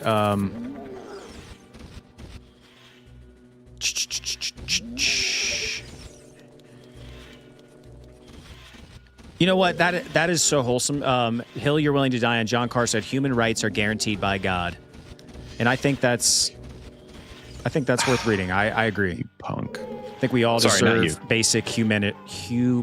Humanums. We deserve, everyone deserves to be treated with respect and with, just basic humanity. I'm trying to think of the word, but yeah, I get what you're saying, brother, and I appreciate you saying it. Come on, let me. Chicken Man said, "You die for your opinion on a cell phone." No, not really, but for the fun of the game, I'm just saying. I think I'm an Android guy now, over the iPhone. Maybe not a hill I'd be willing to die on. To your point, but ooh, you hear that? Was that? The first time I heard that. Yeah. That's awesome. M64, thanks for the sub. Yeah, Drew's been in the dark on that alert up until now. Ooh. The Martian Dan Ooh, says, God boy. is good all the time, Dan. Oh boy. Thank you for Oh boy. saying that. Oh boy. Oh boy. Razu with the emojis in the chat. Yeah, y'all. We're just playing some Ocarina of Time, talking about hills we'd be willing to die on. I said all pizza is good, all coffee is good. We've had some in the chat. Drew says pineapple belongs on pizza, is a hill he's willing to die on. Absolutely, dude. So good. I think that's it. Unless anybody, I remember you mentioning being a Mac boy in previous Link game. Being a Mac dude is cool back then, they say. Referring to you, Drew. Drew's still a Mac dude. Yep.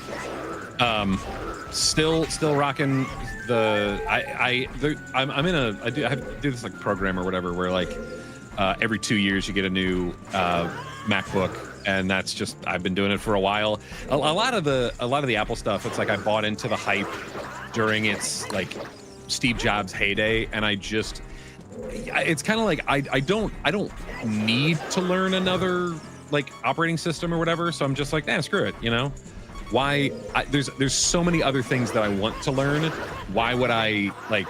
Of course, it's fine. Yeah. I got a theory in about it. I also think you don't use Windows a lot for work. Am I right? No, they gave me a Mac, so yeah. That's another thing. Like, there's no reason for me to use Windows. I haven't used it since like, I don't know, 9 or 10. That was my cheat code, though. Like, it sounds like, oh, I made this big leap and it was this crazy thing. No, dude, I used Windows for years at work before I ever got a gaming PC. Windows 11 isn't like crazy different versus Windows 10 versus Windows XP for that matter. So, dude, XP was my jam, though, dude. I loved me some Windows XP. Windows Vista can suck it, bro. Chicken Man said, "Good news. I don't think the shield works on this enemy anyway." Yeah, not a lot works with him. Troy says, "Out of the water temple now." GG. Yeah. What up, Troy? Yeah. Let's play. Let's move on. Let's do a new segment. I think it's just about time. We got a good little crew going here in the chat. We are gonna do some game trivia. Ooh, This is the part of the show where we talk about fun facts about games. You guys answer questions. Drew answers questions. We find out just how little or just how much we know about games. And it's probably not as much as we think. I also have a backup in case this gets dull. We can also do some movie trivia if anybody wants to switch back and forth. We can also do that. This is really fun because water cooler trivia does something that I kind of appreciate. There's 109 video game trivia questions on this list, but they are from easiest to hardest. Okay. And so I'm going to jump right in at number 50, which is right kind of smack dab in the middle, because I think we're all kind of seasoned gamers. So I don't know, like maybe we'll know harder questions than easier questions. Harder than easier is even harder. All right, what? Dude, all right. This is question number 47. What fantasy kingdom is the main setting for the Legend of Zelda video game series? Come on, do better, water cooler trivia. New Jersey. Here's an. Yeah, we're gonna have to go kind of high up in this. Okay, this is more for the chat. Okay. The first game in the Final Fantasy video game franchise was released for what console? Okay. The first game in the Final Fantasy video game franchise was released for what console? Just catching up with the chat while they commiserate here. Pedro said, "Name a Zelda game where Link is not blonde." It's the OG, isn't it? Oh, no. It's A Link to the Past. He had pink hair. I also think in the Philips CDI, he's got like kind of maybe like dirty dirty blonde. So kind of brown. All right, we've got some answers here for the first game in the Final Fantasy video game franchise was released for what console? I've got Bob Nintendo from Chicken Man, the NES from Pedro, PlayStation from Razu, and Sega Mega Drive from Troy. Drew, would you like to answer what system Final Fantasy came out for originally? In Nintendo. Final Fantasy was a Nintendo exclusive until Final Fantasy VII, which came out on the PlayStation. And the only reason why it was no longer an exclusive on Nintendo is because their hardware could not handle the game. Oh, dang it, son. Ugh. Sorry. Am I correct?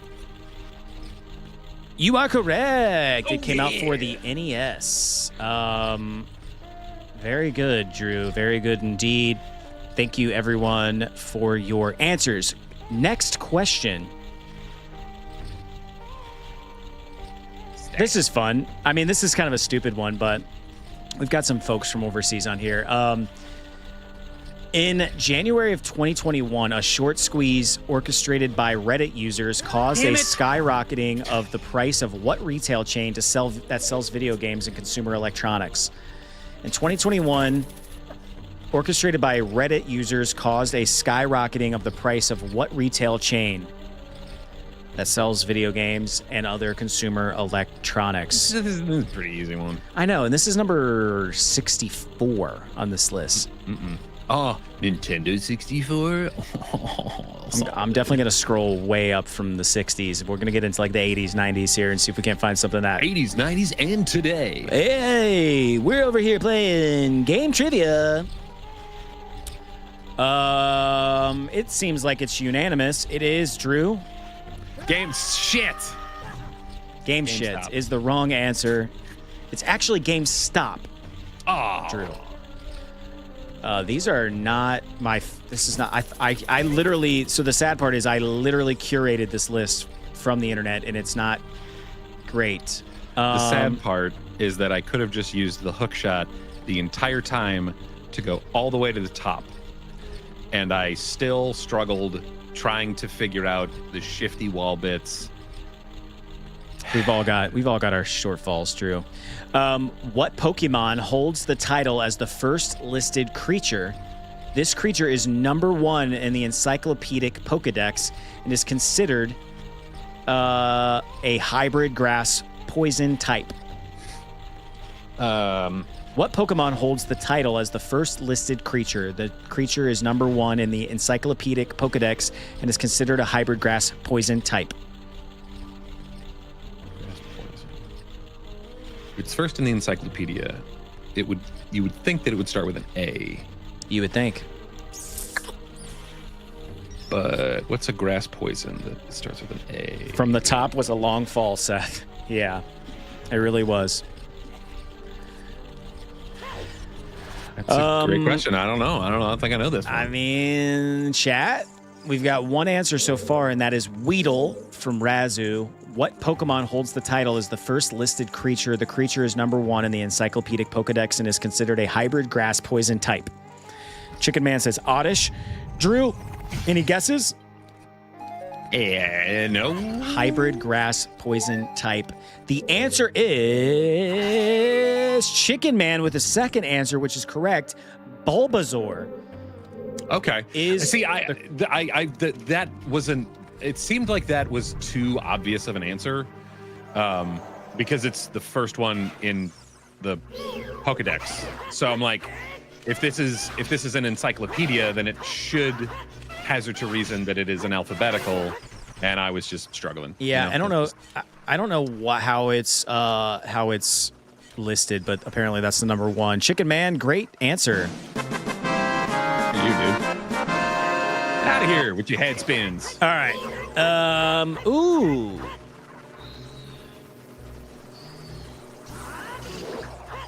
Wow. Okay. The website ranker named GLaDOS, a fictional artificially intelligent computer system, the greatest video game villain of all time, GLaDOS, was introduced in what groundbreaking computer game? The website Ranker named GLaDOS a fictional artificially intelligent computer system, the greatest video game villain of all time. GLaDOS was introduced in what groundbreaking computer game? Oh, crap, come on. Oh. And also, Chicken said, yes, Shield, you kicked that lizard's ass. Yeah. Drew, do you know the answer to this question with GLaDOS? I'm pretty sure I do. We've got 2 answers in the chat, which Drew cannot see, so it cannot be spoiled for him. What do you think it is, Drew? Portal. That is correct. Chicken Man and Razu both got that right. Very good. Very, very good. Very good. Ooh, crap. Here's a specific one. I would not have gotten this one right. You guys might think this is obvious. This is number 84 on this list from Water Cooler Trivia. In what game universe created by Capcom would you find a character named Jill Valentine? The name of this game could also... I'm not going to read that part. In what video game universe created by Capcom would you find a character named Jill Valentine? God, the name is totally ringing a bell, but I cannot put the pieces together in my brain. Escape. I love stumping Drew. Yeah. Even better when the chat's getting it right, though, because he can't see it. He doesn't see it. Damn it, son. I don't. That's like the best / worst part of the setup that we have. Do you want to give it a stab? Jill Valentine is the name of... Troy says Mario Kart. That is a really good guess. Jill Valentine is the character in this game created by Capcom. I'm sorry, dude. I'm trying to focus. He's trying to play a game, and I'm trying to talk.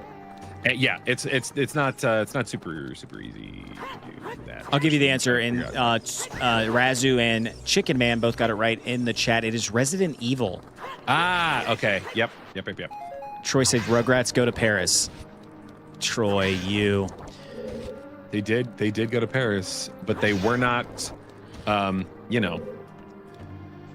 Wait. Troy, random question. You are from New Zealand, correct? Nice shot. Daddy. Are you from New Zealand and moving back to New Zealand, Troy? Or is that a different Troy? Yeah, buddy. You remember Troy, Drew? I do? Yes. I think I do. Lives in Thailand. Yes. Fights Muay Thai. Has a baby on the way. Congratulations again, Troy. Right. Yeah, that's right. That's Moving right. back to New Zealand after many years of living in Thailand. Yeah, Troy.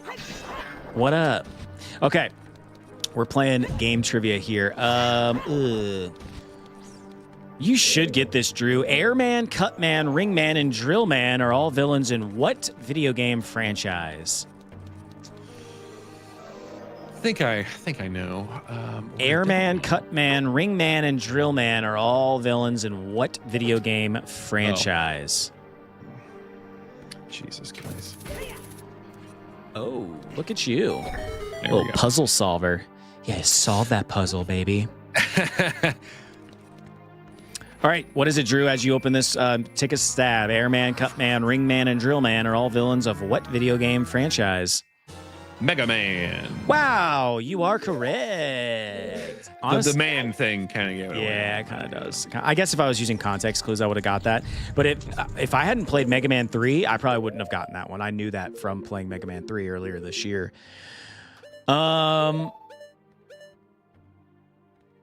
Oh, this is interesting. I wouldn't know this answer. Let's see if the chat and Drew does here on our next question on Game Trivia on Nerd Lady the Nerd. Larry, Morton, Wendy, Iggy, Roy, Lemmy, and Ludwig are all video game villains that report to which young commander as head of their troop? Larry, Morton, Wendy, Iggy, Roy, Lemmy, and Ludwig are all video game villains that report to which young commander as the head of their troop?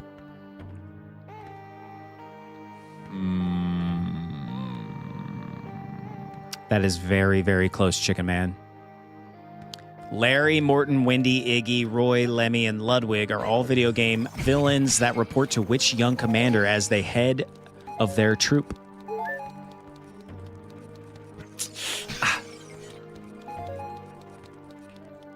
Wait a minute. Is there any light in here? Oh, crap. Oh, man. I do not know. Oh, I see.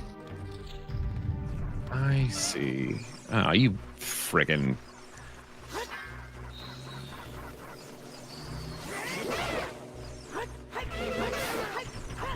Stay down. Ugh. Seth, did something happen because I can't hear you talking if you are talking? I just feel like I'm out here in the middle of no man's land. Oh, you're like, oh, okay. Sorry, dog. You got to give me a heads up on this stuff because I can't see you. Nah, I was gonna unmute, but I was just letting. Once you said you were out there in no man's land, I wanted to let you flounder for another moment. Okay, Larry, Morton, Wendy, Iggy, Roy, Lemmy, and Ludwig are all video game villains that report to which commander as head of their troop? The answer, and I'm trying to see, Chicken Man? Yeah, Chicken Man was the first to get it, followed by Razu. Bowser Jr. is the commander and head of their troop. That is the final answer. It's the final answer. It's the final countdown. All right, let's keep going here. Dudes. Ooh, the very first Madden NFL video game franchise was named John Madden Football and was released June 1st of what year? The very first game in the Madden NFL video game franchise was named John Madden Football and was released June 1st of what year?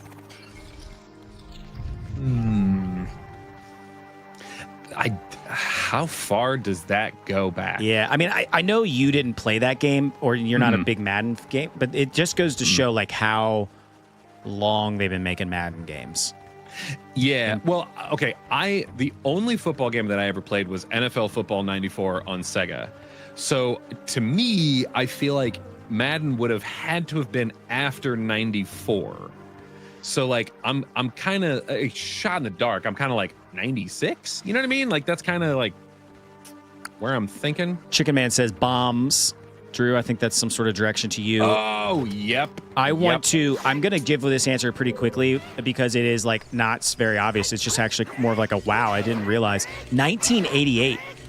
Oh my gosh, dude. That's crazy. They made the first Madden football game was in 1988. Would you go down? I like this one because I don't think Drew's going to get it, but maybe he will. We're only going to do a couple more, and then we're going to start kind of wrapping things up here. What Gothic video... Hang on, I lost my chat. What Gothic video game franchise debuted in 1986 with Simon Belmont as the protagonist? What Gothic video game franchise debuted in 86 with Simon Belmont as the protagonist? Oh, crap. You bastard. All right, hang on. I gotta take this a little bit. Simon Belmont as the protagonist, Drew. I got nothing, man. I got nothing. Simon Belmont, Simon and Schuster. For all I know. Hail the chicken wing.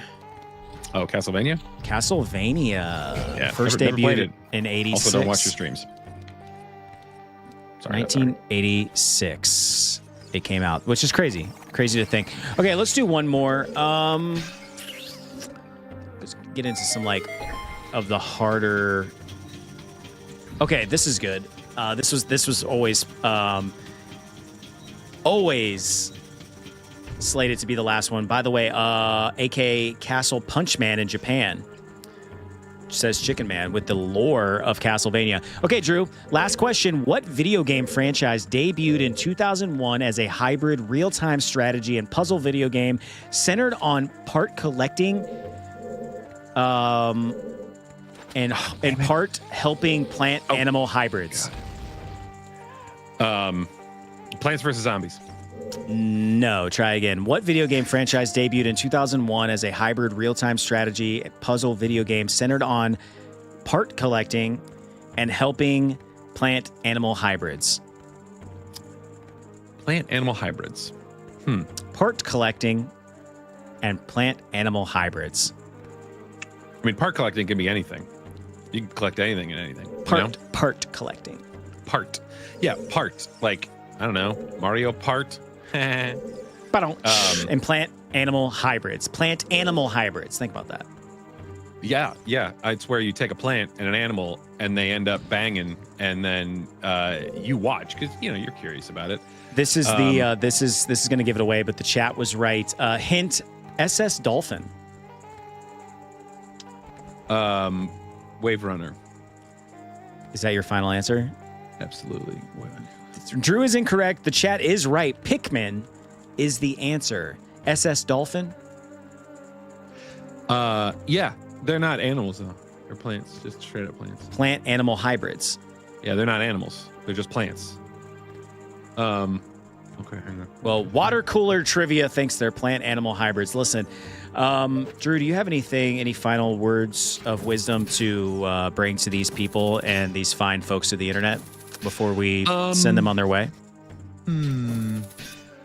Pikmin are just plants. That's, I don't know. Chicken Man says they have feet, Drew. The roots. So do plants. Plants have roots, feet roots. Is this a hill you're willing to die on? Beet roots. Yep. Add that to the list. I'm asking. Now I'm curious. Are Pikmin plant-animal hybrids? Yes, Pikmin are plant-animal hybrids. They exhibit both plant and animal traits, such as moving around like animals while having a leaf-like appendage that develops into a flower. This combination allows them to be loyal, ambulatory creatures that follow orders of a leader. I mean, I'm not dying on that hill. I don't get the animal tie-in either, but it's fine. And Razu said it has a dark ending. That's Drew's final thoughts. My final thoughts are this. If you dig us and you dig what we're doing, hit the subscribe button. We're well on our way to 2,000 subscribers. I think we need 25 as of the end of this stream. So do us a favor, hit the sub button. I'll be back next week playing Super Mario World 2 Yoshi's Island on Monday and Thursday morning, Eastern Standard Time. And then we will be back as a duo, the unstoppable duo, if you will, Drew, playing Ocarina of Time. We are almost finished with this game. Yeah. We're getting into the end of it. We may, I don't want to promise anything, but like we may knock this out next stream. Do a little rave action over here. Ooh, I like that.